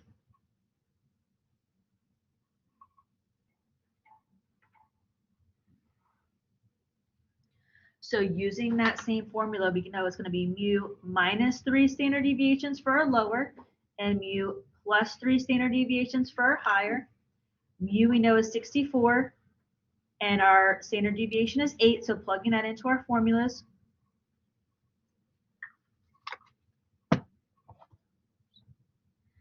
(64) minus 3 times 8 would give us 40 for our lower boundary. And 64 plus 3 times 8 would give us our upper boundary of 88.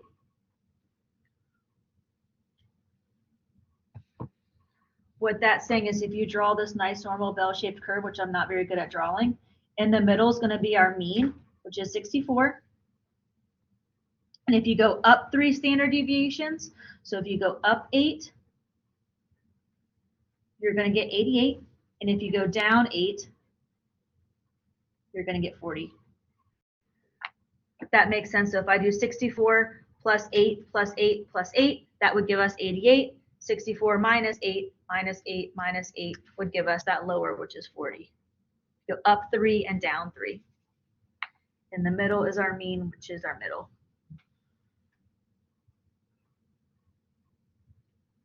Approximately what percent of the test scores lie between 56 and 72? So I need to see how many standard deviations is 56 and 72. This is where the picture really comes into play. So in the middle, if we have our mean, which is 64, if I go up a standard deviation, so if I go up 8, so 64 plus 8, boom, that gives me 72. So I know it's only 1 standard deviation. Just for our note's sake, if I were to go down 8, 64 minus 8 would give us 56. So I know this is within 1 standard deviation.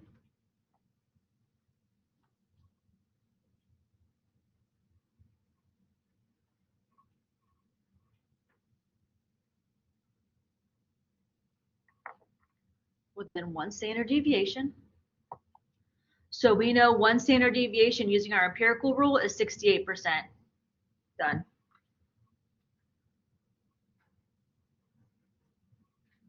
Because 1 standard deviation.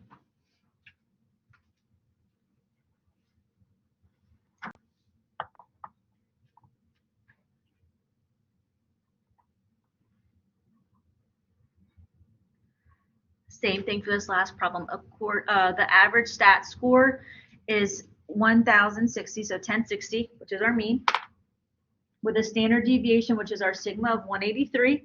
The distribution of all stat scores is known to be normally distributed, so that means we can use our empirical rule. Use empirical rule to address the following, sketch it to help you visualize. If 220,000 students took this SAT, approximately how many students scored between 877 and 1243? So just like the previous problems we did, we can use this to find K. So if you want to use the upper, if you want to use the lower, you do you. It's our mean plus K standard deviations will give us 1243. Our mu, which is 1060, plus K, we don't know K, that's what we're looking for, times our standard deviation, which is 183, equals 1243. Solving for K, we could subtract 1060 from both sides. K times 183, which is 183K, equals 1243 minus 1060, which is 183. So divide both sides by 183. We get K is 1. So that's within 1 standard deviation.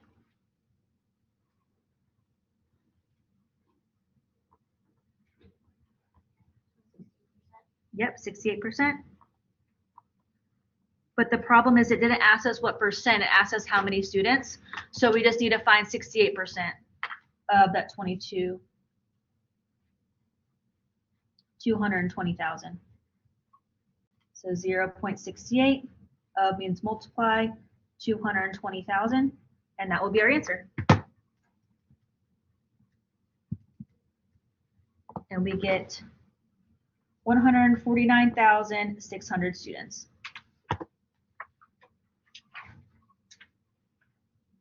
I'm sorry, you had to rush. I'll stay focused better next time. But questions, comments, concerns for me. I did record, so if you need to go back and watch the recording, go for it. But any questions, comments, concerns for me? So that is all of chapter 2. Remember, next class, all of the homework, the quiz, the extra credit will be due. We'll come in, answer any questions that you may have, take the test. After the test, you're free to go. Please let me or any of our tutors know if you have any help. If not, thank you very much.